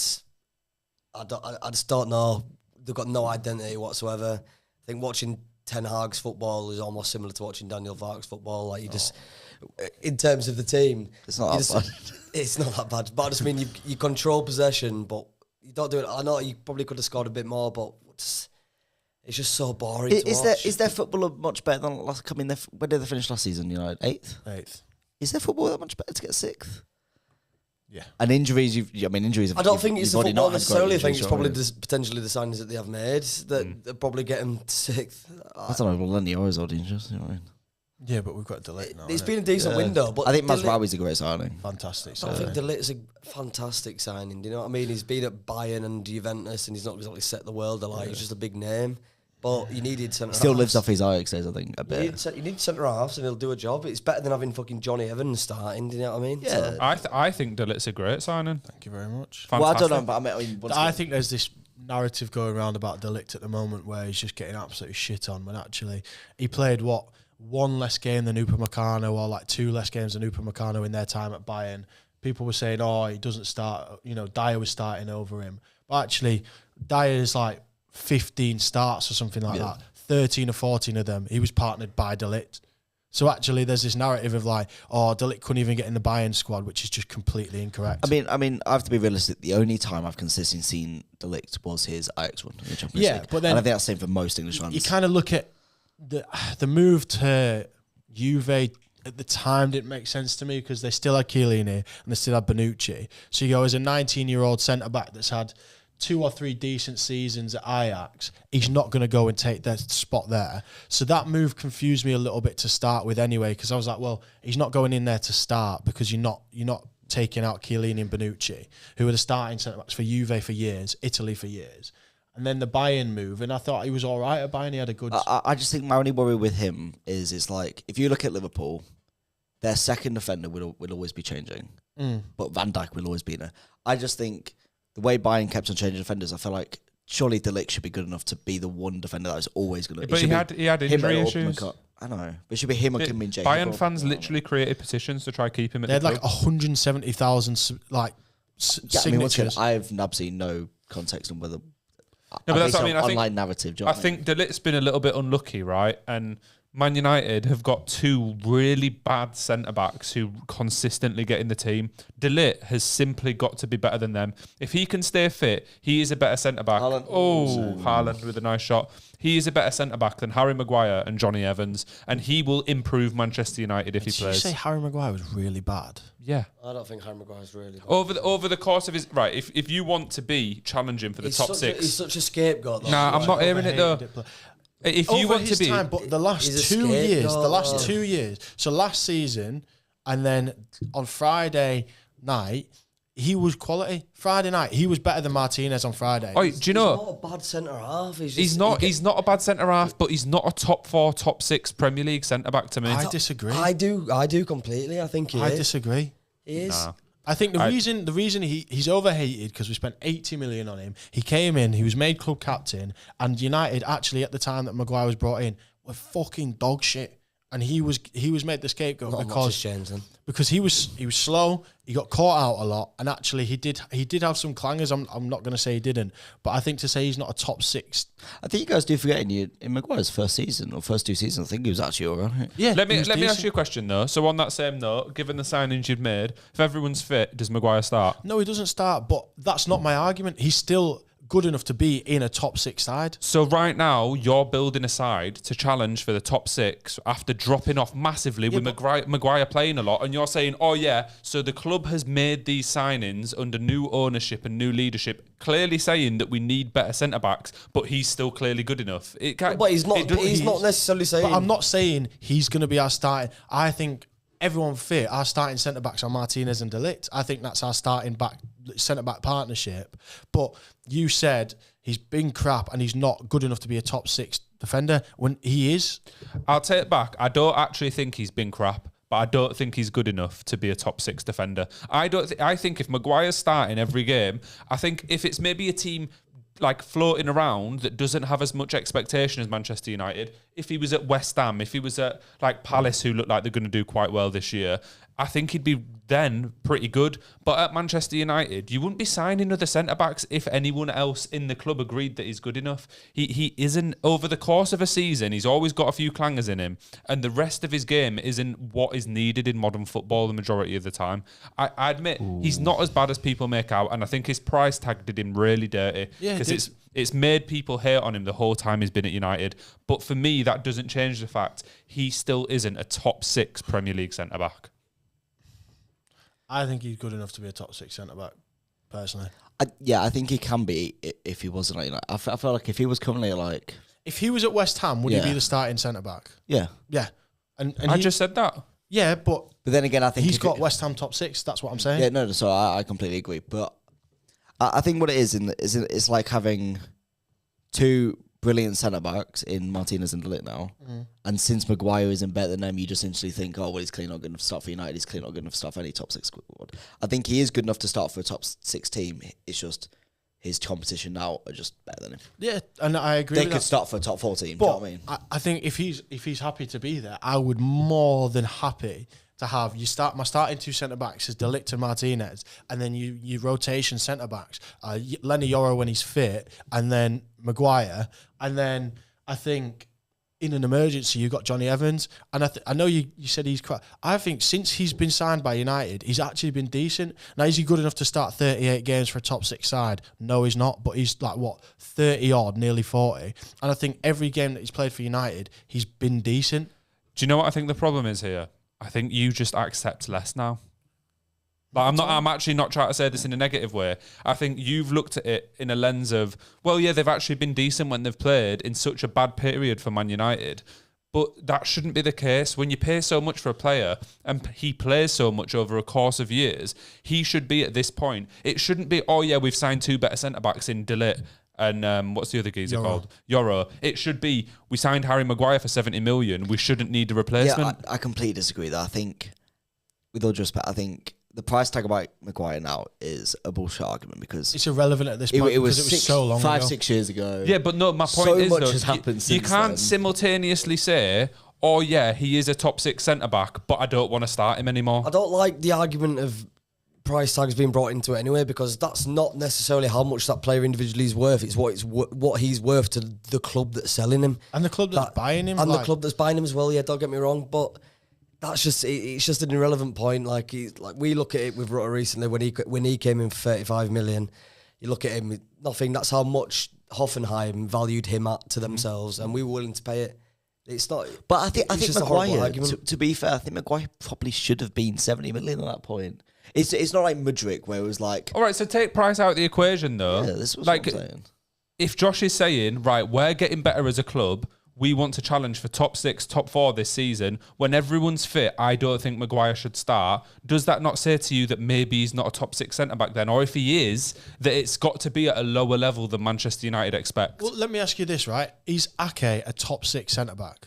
But doesn't Ake play as a full-back half the time now? But he is a centre-back. But that's my point. As a centre-back, he would probably start at Liverpool. He'd definitely start at Chelsea. Probably start at... I generally think the only team he wouldn't start is Arsenal. Probably, yeah. I was going to say Arsenal, but then I kind of thought about it. And at left back, he could maybe challenge Gabriel, but that partnership seems to work very well, so he probably wouldn't. You could argue he'd start for Spurs. Liverpool. So you kind of go, well, actually...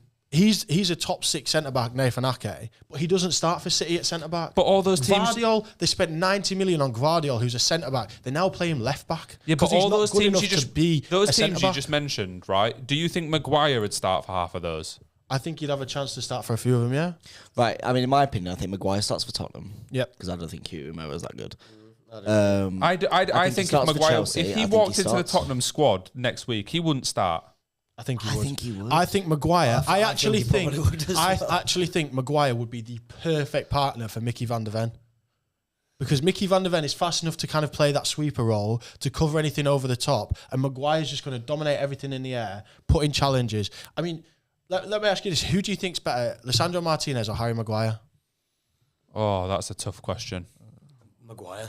I think as a centre back, Martinez is overrated. Maguire. But But I've I'd say also Martinez. said I'd say Martinez. I've said the thing is with Martinez, I just don't like him.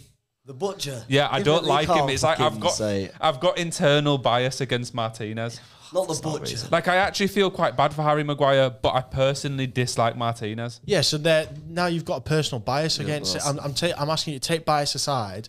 Who's the better me personally, footballer? I think- A better footballer is definitely Martinez. Who's a better centre back? Martinez. I think Martinez is better. Martinez's first season, there was a lot of arguments between Saliba and Martinez. Obviously, Saliba's now kind of had a set. No, but there was. Okay. And obviously last season Martinez was injured, Saliba stayed fit, Saliba's gone to that next level. Okay, let me put Josh's point in a wider perspective, just so you get it. I'm going to put it in definitely a far better scenario, so they're nowhere near as good. But if you have at your club somehow Ruben Diaz, Saliba, and Van Dijk, one of them can't start, but they're all of them could start for Real Madrid. Do you know what I mean? Yeah. Exactly. But And one of actually, them I never said That's that his- Maguire's that's- not good enough to be a rotation player. I said he's not a starting top six centre back. He can be though He if there wasn't better players in the way. Do you know Yeah, what I but mean? the And better actually, what you're players saying- make it a starting top six centre back. But what you're saying he is- can come off the bench every now and then, but you don't want him to play every It's single like game. Neymar was never as good as Messi, Ronaldo, but Neymar could have started for Real Madrid. Neymar. I don't know how If Real- Neymar if Ronaldo came up wasn't- in this No, conversation. no, but I I get get what I it is understand the being- point that he's trying to make, though, isn't it? and actually, Just because there's people better doesn't make him bad, because there's just people Yeah, who are. I never said he was bad. I just said he's not good enough to start if you want to challenge for top six. He can't start every He game. did say he was bad at one point. Yeah. Yeah, but But it's like, no, but. I also and did actually- just go back on that. and You know what actually, I meant. You said that I'm accepting less. I think he is good enough to be a starting top six centre back, but then I also don't always want my team to improve. So actually, my team going out and making two signings at centre back that are better. You just said you don't always want your team to improve. No, I always want my team to improve. That was a misinterpretation on our part then. So I always want want the my team to be getting better. So actually, I want to lose. like Theo said, Enjoy the pain, say man. you've got a dream team and you starting centre backs are Van Dijk and Ruben Diaz, but then you've got the chance to go out and sign a Saliba. Why would you not? Look at what Madrid are doing at the moment. They've already got probably the best team in the world. Why stop And it? Why stop it good when you can get better? They've already got the best team in the world in Madrid last year. They won the Champions League. They've gone out and added Mbappe. Yeah. Well, 11 players don't win your cups and leagues. It's a squad game at the end of the day, so your bench is always going to be effective. Oh, Chelsea just nearly scored. Chelsea have actually played very well this game. Oh, Save. I think Cole Palmer's been pretty quiet though. Yeah, yes, but he's playing on the right. Yeah. I think he's better in the 10. anyway, that's enough on Harry Maguire. That was about 20 minutes.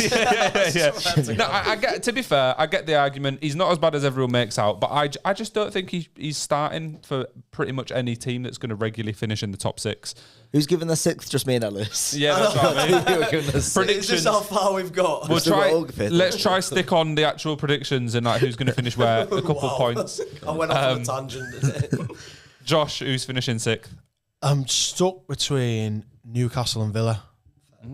So I think Villa with Champions League football, they're going to struggle. I think we're going to see a similar situation to Newcastle last year, where the squad's not quite deep enough to have that extra tournament and extra games. So I think we're going to see a bit of a drop off, and then I think we're going to see Newcastle looking like Newcastle again. So I'm stuck between them two. I think it's going to be one. I of agree them. with Villa, because if you look at Emery's track record when he was in Spain, every single time he'd have European football to focus on in the Champions League, his league performances would drop. Yeah.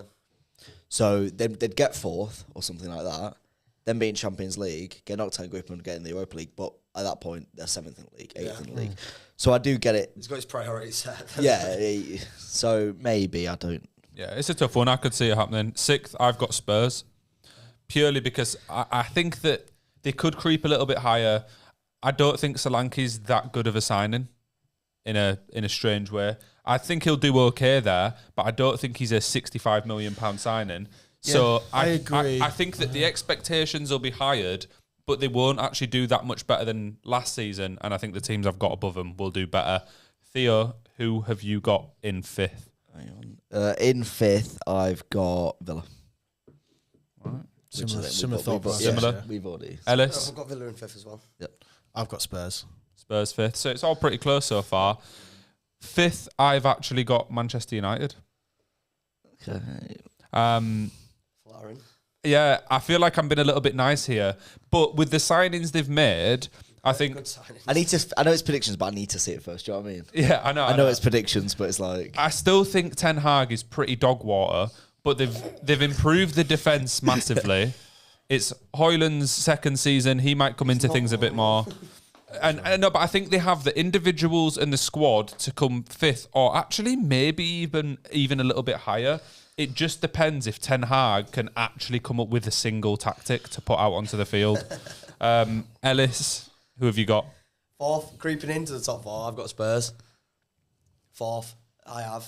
Why do you think they get fourth? I think Solanke's a great signing. I know it might just be a one-off season, what people like to call a one-season wonder, but I think it's a good signing. They needed somebody like that. I don't think Richarlison's the man to take them to the next level. I think the price tag's too high. 65 million is crazy, but it gives them a true target man, which they didn't have last year with the sale of Harry Kane. I think you can put Son back into his natural position at left wing, which is an upgrade on Brennan Johnson or Richarlison. You've now got Son on the left again, Kulusevski, who I think is a good right winger, Solanke up top. You've got Maddison in the 10. They've got a decent 2-0. Nah, it won't count. There was a foul in there for someone. You've got a decent midfield. You've got Bentancur, Basuma, you got that Sarr. And then defensively, I think they've got a solid back four of Porro, Van der Ven. Romero's questionable, but he's a decent centre-back, I think. And then obviously you've got Udogie at left-back, and then I think Vicario is actually a good keeper, to be fair. So I think the only thing that Spurs are going to struggle with is if they have injuries, I don't think their depth is good enough to carry them through. So I think their starting 11 is pretty decent, but then outside of that, I think you kind of go, well, if they get an injury to Son, or Maddison has always had injuries, you kind of go, right. Well, to be fair, I really like the sound of that Wilson Odobert from Burnley. I mean, he's got a good cover now. Anyway, I'll jump onto my fourth position. Did Josh give his? Did you give yours? You just did? No, I've got United. I said have you? Spurs. Oh, I said sorry. Spurs He fifth, was United just going fourth. off me saying Spurs fourth, but yeah, I didn't. Okay, so United fourth. I think United fourth. You think you get top four this season? I do. Why? I think You can't say that when you just said you're very close to. I'm just expanding the conversation, brother. we've made good signings. We've shot our biggest weakness last year was Why? I think defensively hypocrites. was our biggest weakness. We've added depth to a position that we were really, really shallow at centre back. We've made two signings. Obviously, Yoro's now injured, but once he's fit, we've now got we've got four, I think, centre backs that are good enough to start. I do think we're light at left back, but with the addition of Mazraoui, I think that covers that. I am expecting us to sign Agate or a centre mid. If we don't get that deal done, I think we will sign somebody in centre mid / CDM. I think we're going to see Kobbie Mainoo level up this year, and I think our attack is good enough with Bruno Fernandes behind to kind of get us a goal. I think Højlund will look better this year if he can stay fit. That's my biggest concern is Højlund's fitness and whether he can stay healthy. But actually, Xerxes looked decent in his 25, 30 minutes that he came on. So, What do you think about bowling ball manager? Do you think he could hold you back? no, I think he's... You say that, but then the Fulham game, he had the exact same tactic against City in both finals, where we beat them in the FA Cup final with that tactic of two strikers. We pressed well, I think. I think once we start getting our best 11 out, should we be able to keep people fit, then you're going to see Ten Hag. And a lot of people have kind of criticised him for signing loads of ex-Ajax players. But actually, I think at the moment that works best because they know how he plays. You know, you've got Onana coming in, you've got De Ligt coming in, they've played under him before, Mazraoui's played under him before. It is his team now as well. Like, you can't. Yeah. That is his team entire. Like, you can't go back on anything else. Obviously, you're going to suffer with injuries. You lot seem to suffer more than quite a lot of teams. Do you know what? I actually think it's fucking Gary O'Driscoll or whatever his name is that we got from Arsenal last year. Yeah. Because Arsenal had a load of injuries when he was at Arsenal. Sabotage. We brought him over from Arsenal. Arsenal don't have any injuries anymore, and we got absolutely shagged with injuries. So. Well, yeah, I mean, it also comes down to training routine and what you do. But like I said before, I think I have no problem with United being fourth, maybe even higher, God knows. But I've done it for the past couple of years where I've always said they might get top four and then just keep on not doing it. I need to see it. Yeah. Do you know what I mean? And like I said, I know it's predictions, but I don't feel confident saying they're going to get fourth. I think they will. And I think some result. I think Casemiro looked very good on Friday. Can he sustain that over the season? That's the big question, but that's why I think we need to bring in a CDM in the last couple of weeks. Something in the middle of the park, I guess especially you can't rely fully on him, can you? I mean, he's a fantastic player on his day, but I think he's a little bit past it, isn't he? You say that, but he's only 30, 31, so he's not exactly like old. Do you know what I mean? He looks about 50. He was obviously looked very leggy last year, but I think last year we left him isolated a lot. I think the first few games of the season last year, we had Mount in the middle with him, which just didn't work with kind of playing 2-10s with Mount and Bruno. He's finished as well, by the way. But then I think as soon as Mainu came in and established himself as the starting 8, it made Casemiro look better. Last year he was still bad. Well, it is different now that he's set out on this new season. Mainu's like a dead cert. Do you know what I mean? Like, whereas this time last year, he wasn't, was he, essentially? And I think attacking options we're better now. I think Garnacho's going to again, level up again this season. I think Ahmad's going to get a lot of playing time and he looks quality, I think, on the right. I think there obviously is going to be big questions asked of Rashford this year, and I think if he struggles again this year, that could be it for him. Nail in the coffin. I think it might be, but he looked all right on Friday. He was direct. He had go. You know what I mean? I think he needs a goal or two in the first 5 or 6 games of the season just to kind of really get him going. But if he can even be, a half of what he was 2 years ago, he's still a dangerous left winger. I think there's a player there, but it just depends what happens. And this, Theo, is why I ask why. Otherwise, it'd have just been Man United. Okay. Anyway, I've got fourth Newcastle. Okay. Because Newcastle dropped off massively last season, admittedly. The addition of Champions League football, the loss of one of the best centre midfielders in the world before his gambling ban in Tonali played a massive part. In the world? It's a bit crazy. He was at the time. When he joined Newcastle, that was not an extreme thing to say. For his age as well. Newcastle fan, maybe.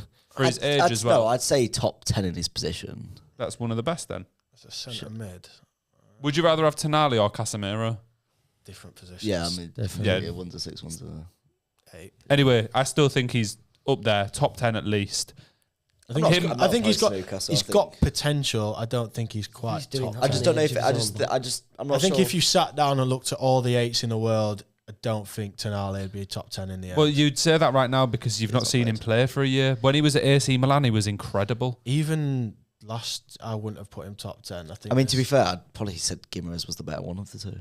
Yeah, but he's more of the 6. Yeah. But in terms of midfield, the fact that it even creates this conversation, they had so many injury issues last year. Obviously, Pope was missing for a little while as well, who is a pretty solid keeper in the Premier League.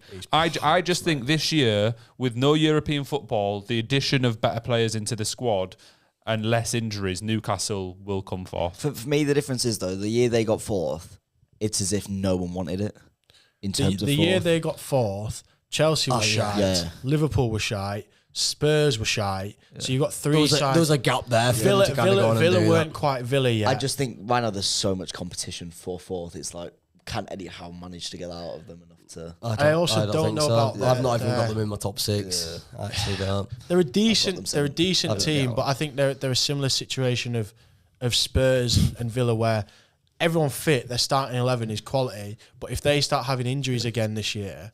Who is if they're going to play Jamal Lascelles centre back, I think they're a bit ropes. I just think last year they were really unlucky with injuries, and in reality they didn't finish that far off a Europe. Everybody suffers with the same thing. Everyone has injuries, but this is what I mean. There's The no only team Europe. last season to not have major injuries was Arsenal. It's really important when we talk about all these other teams. I agree that a lot of them are actually better than Newcastle squad-wise, but they don't have European football. So if they can practically just concentrate on the Premier League, I think their squad is good enough to compete with the others, and with less injuries, less playing time, more energy in the games, I think they just have enough to get fourth. You said, but Newcastle got knocked out almost instantly. So they had the same issue. They did the exact same thing as us. Yeah. They got knocked out of the Champions League and they didn't go into Europa. Sorry. Yeah. So actually, they played 6 games.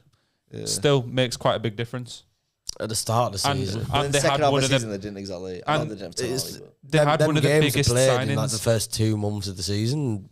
Effectively, well, maybe not the first. Let's say 3. This is my point. Is that everyone's fit, starting 11. They're a very good team, but they lose a big player like Tonali, or say Bruno G goes, or Anthony Gordon goes. Who are you putting in to replace him?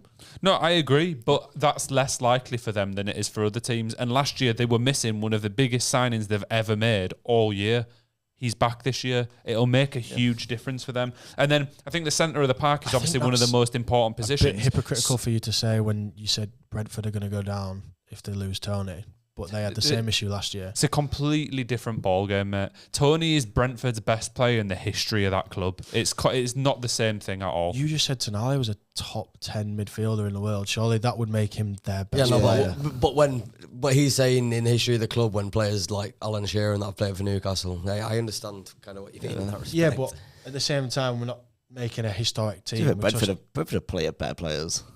Yeah, but if you look at Newcastle right now, it's different. Brentford don't have loads of good players. You look at Newcastle, you've got Gordon, Isaac, Guimaraes. I just don't think they're good enough to get top 4, personally. Fair. No, neither do I. I don't have them in the top 6. But I had them floating. I've got them all Villa 6th. I think that's a decent season for them. This isn't one of the debates where we're saying you're wrong, because they could be. It's just like, do we think? Theo, who have you got? 4th, we've already... I don't really know. We've done 4th, haven't we? Yeah, no, I meant 3rd. Sorry, my 4th. I haven't done my 4th anyway. Oh, who did you have 4th? Because you started 4th. Oh, you started with me. Yeah, you did. You did. But I had Spurs anyway. But we don't really need to know too much. We went over it when I said it. To be fair, Solanke, but I think so. Yeah.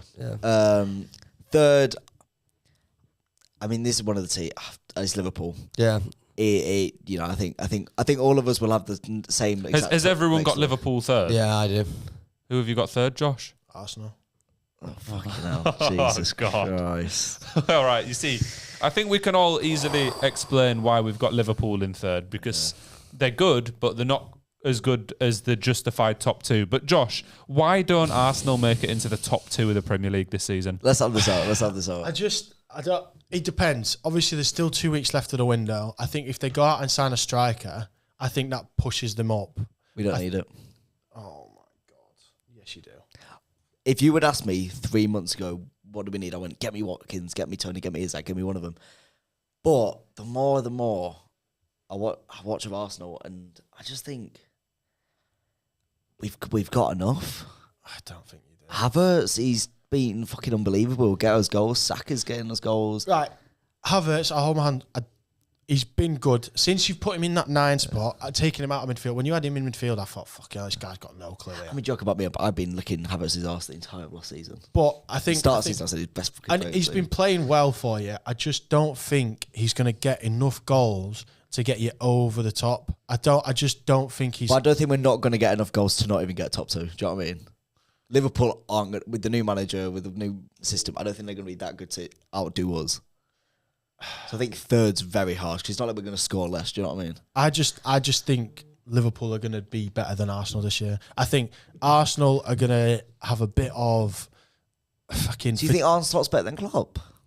Huh? You think Arne Slot's going to outdo what Klopp did over the past 2-3 years? The team is the same. So, yes, the systems change, but that chemistry, that ability to play together is still there. They've got the exact same team. They might go out and make a signing or two, bring in a true 6. And then I think they're actually just a better side. And I think if they can keep... If you go position for position, the only position in compared to Liverpool Arsenal team is maybe Van Dijk over Gabriel, which even right now is a debate. No, it's not. Please do not take the fucking piss here. I Oh my God. I think it is in the long term because Van Dijk's getting on a bit, but right now Van Dijk. Yeah, no. I still think Van Dijk's better. if but you I look think at the it's not- overall- it's It's not not like even a a debate. mile difference. It is. Look at the overall squads though. Yeah, the only players from Liverpool that would have a chance at getting in the Arsenal team is Alisson, Van Dijk, and Salah. Trent doesn't play. But Ben Yeah. White's been- Robertson doesn't start. No, but as a right back, Jota doesn't start. No, Jota is better than Havertz. Please do not take the piss Are right you now. taking the piss? Oh Bro. my God. He you taking actually the piss? isn't. Yes, Jota definitely is better Diogo than Jota Havertz. is He's better not. than Havertz. Give over. Diogo Jota Jota is better definitely Are than you Havertz. taking Havertz. the piss? No. Jota is 10 times the finisher that Havertz is. 10 No. times the finisher. Yes, he is. Diogo Jota is unbelievable. When everyone's The fit, only I reason- will Jota doesn't put even I will start put for a wager Liverpool. on Yes, this. he does. I will put a Yes, wager he with does. you. No, he doesn't. By the Everyone was fit and he started yesterday, you sausage. Most of the time, up to maybe Because he's the last because couple he gets seasons. injured. I will put money on the fact Havertz will finish this season with more goals than Jota. Jota is better than Havertz. I guarantee you, if you Disagree, man. asked I anybody, if disagree, you did I a poll, anybody, Jota is better than Havertz. It's absolute fact. I think it is, to be Jota fair. starts over Havertz all day. All day. I think that's criminal. No. For real. It's Havertz not is- criminal, It though, is. is it? No, Havertz no. is better than Jota's good, right? But there's no way that he starts over Havertz. Yes, he Over does. Kai fucking Havertz. Are we And Kai on about the Havertz same has person? been good for Arsenal. I'm not taking away from that. But Diogo Jota is better than Havertz. I'm baffled by this, honestly. This absolutely scrambles I'm my baffled brain. by this. I'm- I completely I'm baffled disagree by with this. Oh my God. Kai fucking Havertz, bro. And who else did you say? You said Jota and someone else. Andy Robertson. Robertson starts at left back for you lot. But I think that's purely because we don't Yeah. have a left back. I'll- Trent starts as well, Trent obviously. starts. I don't know. Ben If, I White. don't know if Trent. I does don't or think it's, something. I don't think it's Other that Ben White. easy. I don't think it's that Right back. easy. Please don't piss me off, bro. Ben White's been Don't fucking me. even go there, by the way. I've had enough already. Don't even say it. Trent is a top 3 right back in the world. None of their midfielders get in whatsoever. None of their probably That midfielders actually brought a tear to my eye. But at right back, I don't think Trent is better than Ben White. As a right back. back As it. a defender, Trent's a better footballer. And especially going for Arsenal forward. system. For Arsenal system, Ben White would be better than Trent would be for the way Arsenal play. Because we are far more defensive on that side. Stop the turn. I just cannot be fucking arsed. Because we need a defensive fullback on the right.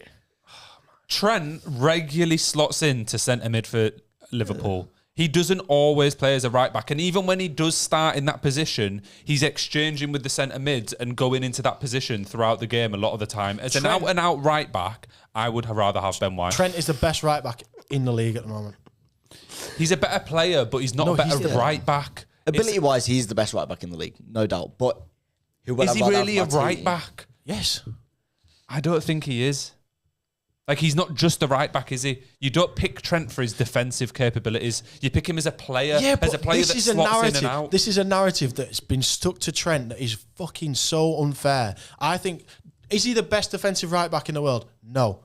But Trent is a lot better defensively than people give him credit for. Right, that's Joe's point. That's not my point. My point is, I just think if I had to pick in Arsenal's lineup, if Arsenal were to play tomorrow and I had to pick one of them to play for Arsenal tomorrow, I'd pick Ben White. We're not saying he goes to that team or he goes to that team for that system. We're talking about a best 11 of Arsenal and Liverpool combined. Trent is the starting right back, and there is Maybe no then. debate about it. Maybe. It is Trent without any sort of... I'm not opposed to that.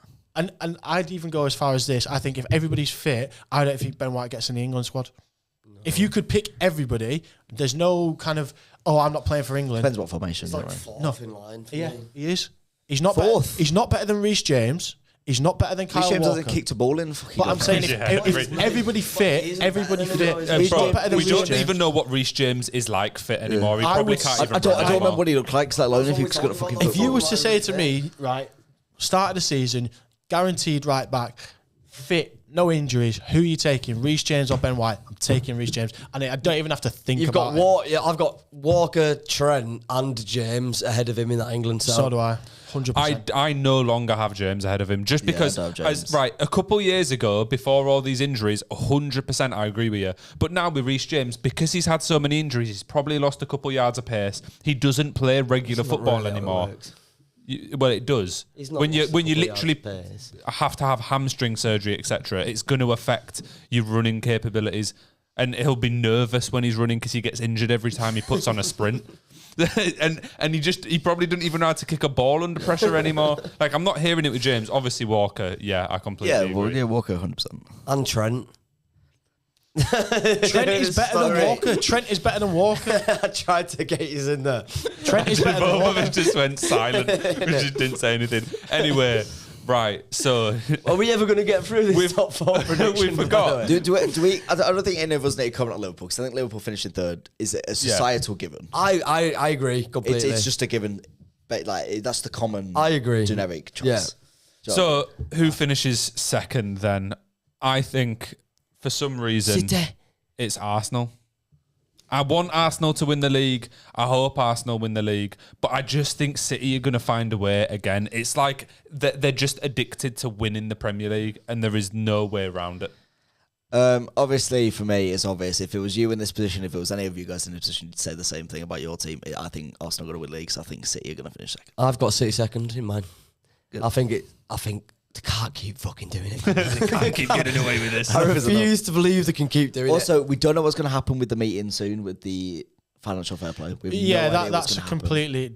That obviously throws a complete spanner in the works and changes everything. But I think City win it, Liverpool second. That's my prediction. I've got Arsenal winning Arsenal, it, City second this season. I definitely don't. I'm an I optimist. just don't think Arsenal. I can't see us losing. Ellis, as a you know what I mean? Like, I just non-biased fan of the Premier League, why do you think Arsenal win it this season when they didn't last season? Thank you. Because how many more times are they going to get that close and just not do it? I'm not being funny, but I've watched City today and I've seen Chelsea control a game. Oh! And it's just gone 2-0. Clip it. Clip it. That's 2-0. Kovacic scores a Fine. pretty nice goal City at will Stamford league. Bridge, doesn't celebrate.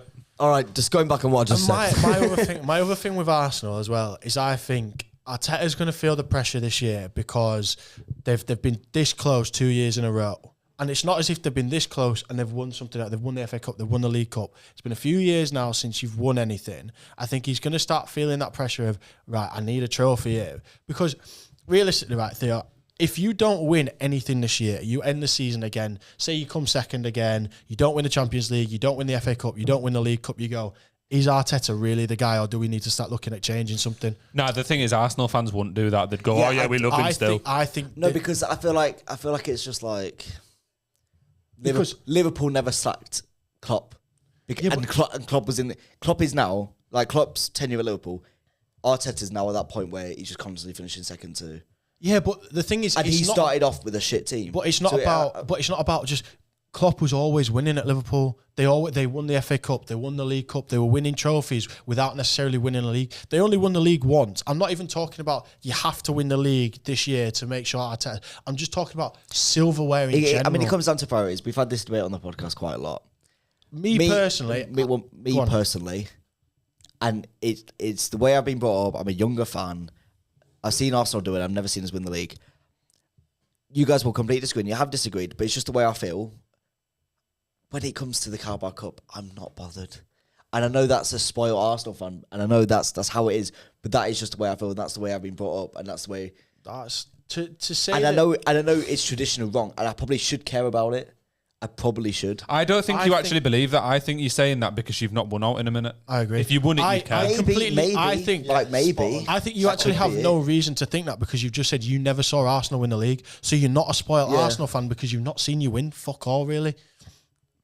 Like you've seen your team win the FA Cup every. I think that's why I don't care about it because in my lifetime I've seen us win it like four times now, 5 times. Yeah, but do you not care about it, or is it you would rather win the league, but you would still want to? It's not that you don't care about it. It's just you have a preference. Debate is I'd rather because you said if you don't win any silverware, like is Arteta maybe like discussed? I think, like I've said on the podcast before, which you guys are entirely correct to disagree with.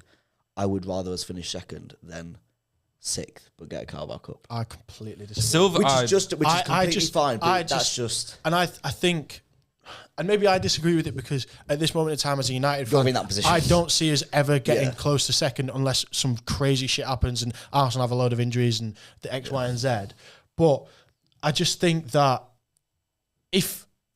how long has Arteta been there now? December of 2019. So he's been there. This is his now 5th year. Right, he's won one trophy in 5 years, and I'm not saying he's better than Arteta, but Ten Hag's been there 2 years and he's got 2 trophies. 3 trophies. Two community shields. Doesn't count.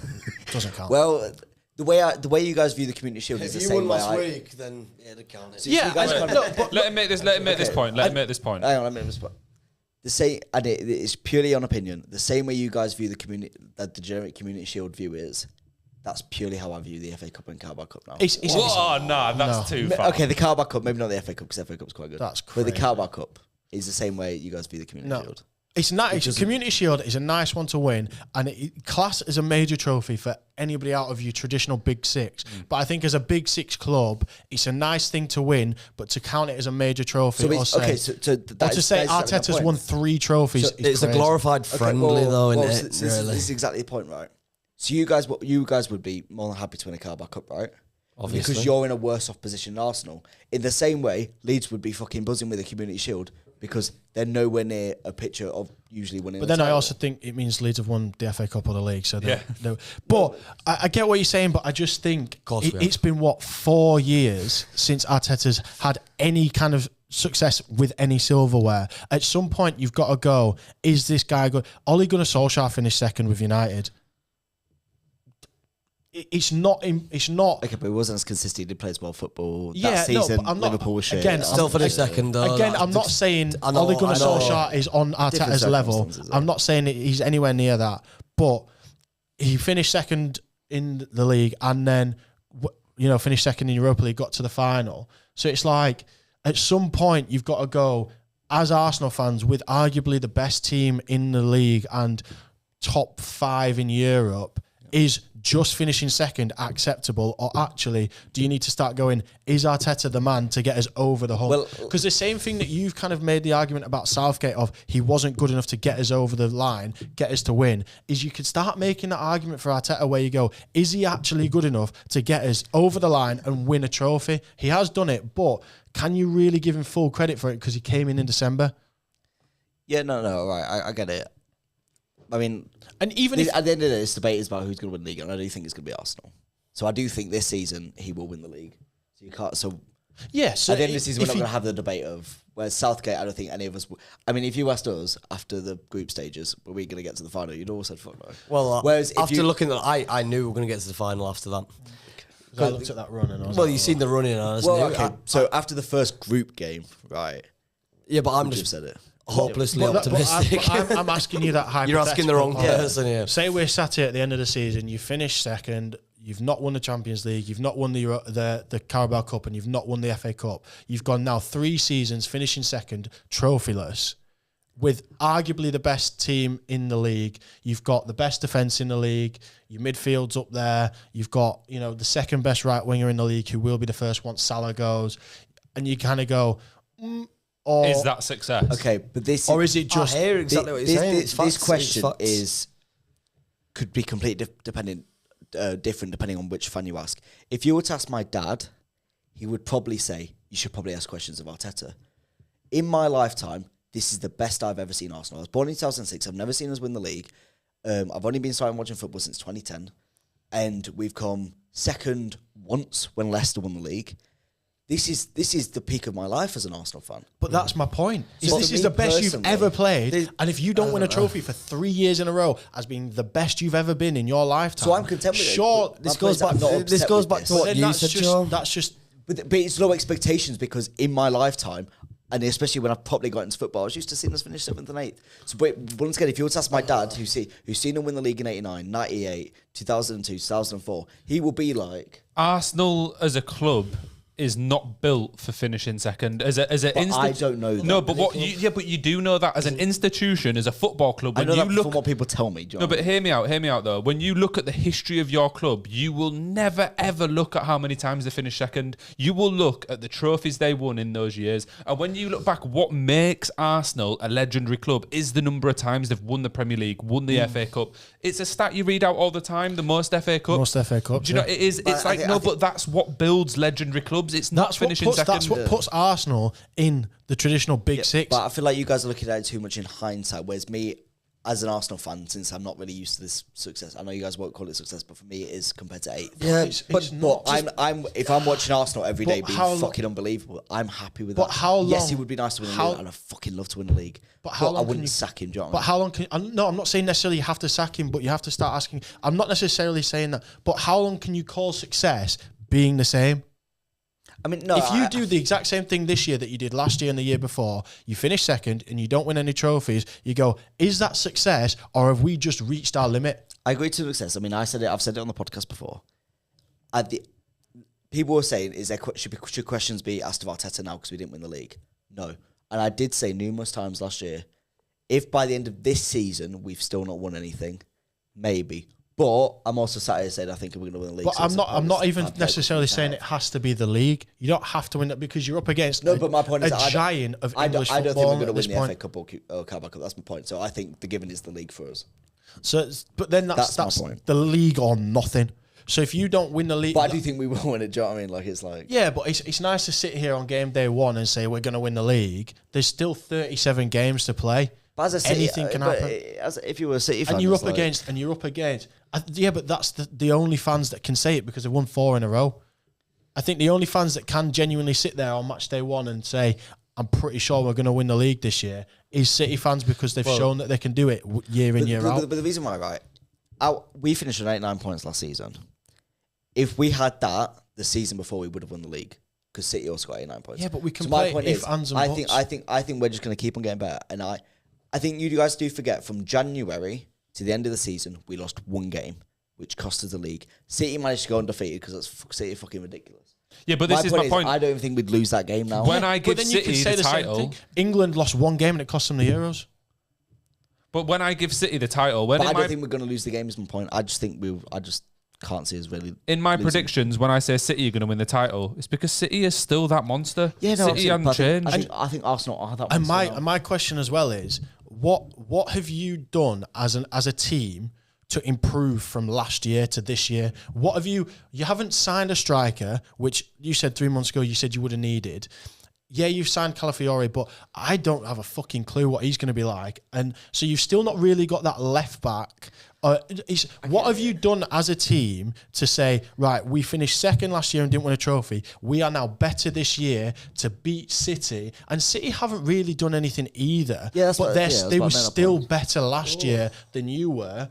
And you've done the same thing that City have. But neither team have gone out and made a load of changes to say we are now better this year than we are last year. Okay, but I think you guys need... I feel like you guys are acting as if, like, City walked the league last year. It was very 50-50 last year. Yeah. So I just think it'll be the other 50. Since neither team have made much changes, in my personal opinion, I just think But then it's if 50-50 that's the case, they've got the better manager and the better squad, so then they'll win it. That's my thing. I just think because City have done it 4 times in a row, I don't see a world where they don't do it again. No, but that's my whole thought process behind it is they can't do it again, surely, with it being neck and neck. Like you say, if it's 50-50, it's like flipping a coin and it's the other side's got to come up at some point, haven't they? So I mean, Yeah, but personally, and there's bias, obviously, because I'm an Arsenal fan, so it's like... I want Yeah, us but to win the league. it's not flipping a coin because flipping a coin is purely luck. This is based on coaching. It's based on how you play. And like I said, if you'd have gone out and spent 150, 200 million, improve your squad, City would have done what they've done, and they've only really signed Savinho. Can we just clarify? City didn't do much better. They were. There was 1 game in it. If we beat Villa, we won the league. Champions League, we did the exact same. Got knocked out the exact same stage. I know we lost to Bayern. But and they lost that's to Juventus, my different. point. So Is my that point you is- were 50-50 and they won it. So I just think this time around we'll win it. Do you know what I mean? I know But they've got a why? better squad, but it's What- not that much better. Do you know what I mean? I just think. But why though? What have you done that's kind of It's got... shit, no, I just think we don't even need to. Because last season, what you kind of going is, we lost 1 game and they didn't. That's why we didn't win the league. For me personally, that kind of situation comes down to coaching. Pep is better than Arteta. There's no discussion about it. But then you go, all right, well, they might have the better coach, but we've got the better team. Well, you've not improved anything from last year to this year to say Arsenal are the better team than Man City are now. We've got better talent. We've signed X, Y, and Z. They've not really done anything. You're in the exact same situation as you were start of last season, but you've not. Neither team have improved. So if neither team have improved, City is still better. All it is, right, is as if saying City have got better odds. So it's like if you're putting a bet on, right, and there's 2 bets, Do you go with the one that's better odds, or do you go with the one that you think is going to happen? City have got better odds. I'm going with the one that I think will actually happen. Even though the odds are worse, since I think that's going to happen, I'm going to put my money on it. Do you know what I mean? But that's what this is. But that's why I'm asking you is why do you think... So you're betting from a tactical point of view, being like, well, logically speaking, I should put all my money on the better odds. But, I'm putting just the way I feel. I think the point from these two is, and I wish I could think this way, and I actually want Arsenal to win the league, is surely in this 50-50 battle, Arsenal come out on top, because surely City can't do it again. But I agree. There's been I agree with you. I don't think Arsenal's... I also agree. I just think... Arsenal's squad hasn't really improved from last year to this year. Calafiori, in the long term, I think will be a good signing, but I don't think he's going to drastically improve the team this season. Well, it depends what happens at left back coming on. We've got Timber back. Timber is a new signing. I know he isn't a new signing, but he is essentially. Yeah, he is essentially. I do rate Timber. So you've got 2 new players to come in, and we're bringing in that Marino. I don't know how good he's going to be. Our midfield don't really need it, but we're bringing him in anyway. But that's what I mean. Is I think you've made signings. Actually, you needed a left back, I'll give you that. But actually, if you'd have said to me last season, right, Arsenal have come second, they've not won any trophies, how would you improve Arsenal? I'd have gone out and signed a left back, I'd have signed a striker, and I'd have signed a right winger. The reason I'm fine with not signing a striker is purely on the basis of, if we sign a striker, Havertz is like, there's pointless in being at Arsenal, because midfield is not good enough. So it's like, well, I'm now looking back at it with hindsight, I'm actually more than happy to have him as my 9. But then that goes back to the argument that we had about Maguire of actually what you're doing is you're just accepting the fact that you've just got this player there. He's not going to be a 20, 25 goal a season player. Liverpool never needed a striker when they had Firmino. Firmino's not exactly a fucking... Yeah, because they had fucking Salah and Mane on the wings. That was their system. Yeah, Martinelli is not comparable to Mane. Okay. So you don't have those 2 wingers to play that role. We do get a lot of goals from Odegaard, right? It's like it's not like we're lacking goals. Yeah, we scored more than City last year. I think we scored more goals than City last year. But at the end of the day, goals win games, and yeah, you did. But that was but you had goals do win games, and we scored more. But you had 3 games away where you scored when you won 6-0. But you lost games that lost you the league. Where if you'd have had a number 9, you could have. I mean, if you go out and sign, say you get Tony in, he's your starting number 9. You've got Havertz who can come on and play that position. You then get rid of Jesus, so then that improves your squad because your starting number 9's better, and then your backup number 9 is also better. But and the thing with Havertz as well is he's not a number 9. He can play anywhere, so he could cover the right wing for Saka. He could cover 10 if Odegaard needs a break. He can play on the left. He can play in midfield. The thing is about Havertz, though, the way I see Havertz now, imagine. The way I see Havertz is we signed him in January. I know we didn't, but he had to first of all find his, because he was a new signer, we had to find, do we play him in midfield 9, and we kept on swapping it, and then he had to get his form because he's a new signer, he had to fit into the system. Now, this is his first year, he's going to properly spark it out. He's already scored. Pre-season he was great. Scored against relegation fodder. Do you know what I mean? I just think like, bro, I just think now he will have a full year as a number 9, and he will properly fit into it. And I actually think Havertz will do very well this year. During this run as well. Yeah, I think he'll have a good season. So I feel like you can't really base it off last season because he was finding his own feet. And then once he did find his own feet, he was fucking mad. I'm not basing it off last season. I'm just saying as a player, he's not an out-and-out number 9. He's not going to get you enough goals. He's not a game winner. He's not going to win you a game. I disagree with that. He did get us enough goals from January onwards. Do you not think... But from January onwards, he finished second. From January onwards, he was in the top 3 for top scorers. But you finished second, that's what I'm saying. Do you know the one thing that I think might make the difference for Arsenal this season versus Manchester City? I think Arsenal have more players that could improve further than Man City's players can improve, if that makes sense. Like, I think that they can get the level up a little bit more. City have a few of those, Vardiol, Foden, etc. But I think like Haaland is Haaland. We know what he's going to do. He's going to do it. Bernardo Silva, De Bruyne, they've done it already. Whereas I think maybe players like Odegaard, Rice, Trossard had a really good end to the season. Martinelli wasn't that good last year. I think Martinelli could just like that turn into the... So they have more players done it, unfortunately, that can level up and turn it on a little bit more. But I still think Man City will win the league. Yeah, but I don't disagree. The only player who can't improve is Partey, who won't. But my thing is, right, and I don't disagree with that because Arsenal got a young squad, they can all improve. But you look at the players that you've just mentioned there. Odegaard improves, he's still not better than KDB or Foden. Rice improves, he's still not better than Rodri. Well, how much are we talking that improved by, John? But that's my point though. Like If Saka improves, he's better than no, but Bernardo Silva. Saka's Already is. But Bernardo Silva isn't playing right wing. If Saliba improves, I already think he is. But if Saliba improves, he's better than every City defender. Well, yeah, but that's my point. Is if Gabriel improves, I think he's better than John Stones.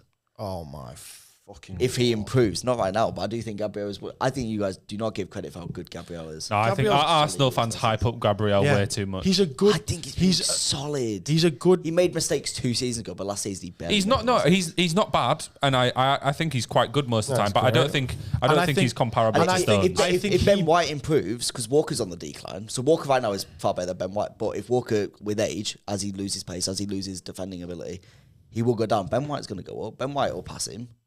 Not yet, but that's my point. And then I think going back to Gabriel, I think Gabriel benefits a lot at the fact that he's got Saliba next to him. I think if you put Gabriel in other teams, he wouldn't look as good as he does. And that's not to say that he's not a good centre back. He is a good centre back. I think he's got better. I think he was pretty shy a few years ago. Yeah. He's got better over years. I'm not saying he's not a good centre back. I just think he benefits a lot from the fact that he plays alongside Saliba. I just feel like you haven't got him for using his environment to his advantage of having a fucking centre back like Saliba next to him. No, but I'm not having a go at him. But I'm just saying Gabriel might be better than John Stones when Saliba's next to him. If it's just them two, Stones is twice the player. No, because John Stones has Ruben Diaz next to him. So then that makes Saliba's better than Ruben Diaz. Anyway, boys, let's get off this debate. We could go on for hours. Can you do me a favour before we go? Read out your full top 6 from 6th to 1st. So my Premier League top 6 for this season is Spurs in 6th, Manchester United in 5th, Newcastle in 4th, Liverpool in 3rd, Arsenal 2nd, and Manchester City win the league. Yeah. My top 6 for the Premier League: West Ham in 6th, Aston Villa in 5th, Tottenham Hotspur in 4th, Liverpool in 3rd, Man City in 2nd, and Arsenal 1st. Right, and mine is Man United in 6th, 5th Villa, 4th for Spurs, 3rd Liverpool, 2nd City, and 1st Arsenal. I'll get off the fence then. I'll say Villa 6th, Spurs 5th, United 4th, Arsenal 3rd, Liverpool 2nd, City 1st. Okay. Nice one. Thanks, boys. Yep. I don't know when the next stream will be, but there'll be one soon. Yeah, so do you want to do play the year? Nah, we'll just leave the other debates for a different time. We're at Leeds this next Saturday, aren't we? Yeah. Because that's when the best game is. It's who is it? Arsenal, someone. To be fair, I might be early to us this weekend. I really want to see Catford. But yeah, if there's anyone left, thanks for watching. Peace. Yeah, because next Saturday, I don't even. A Catfish actually on at Tottenham. I might go see that.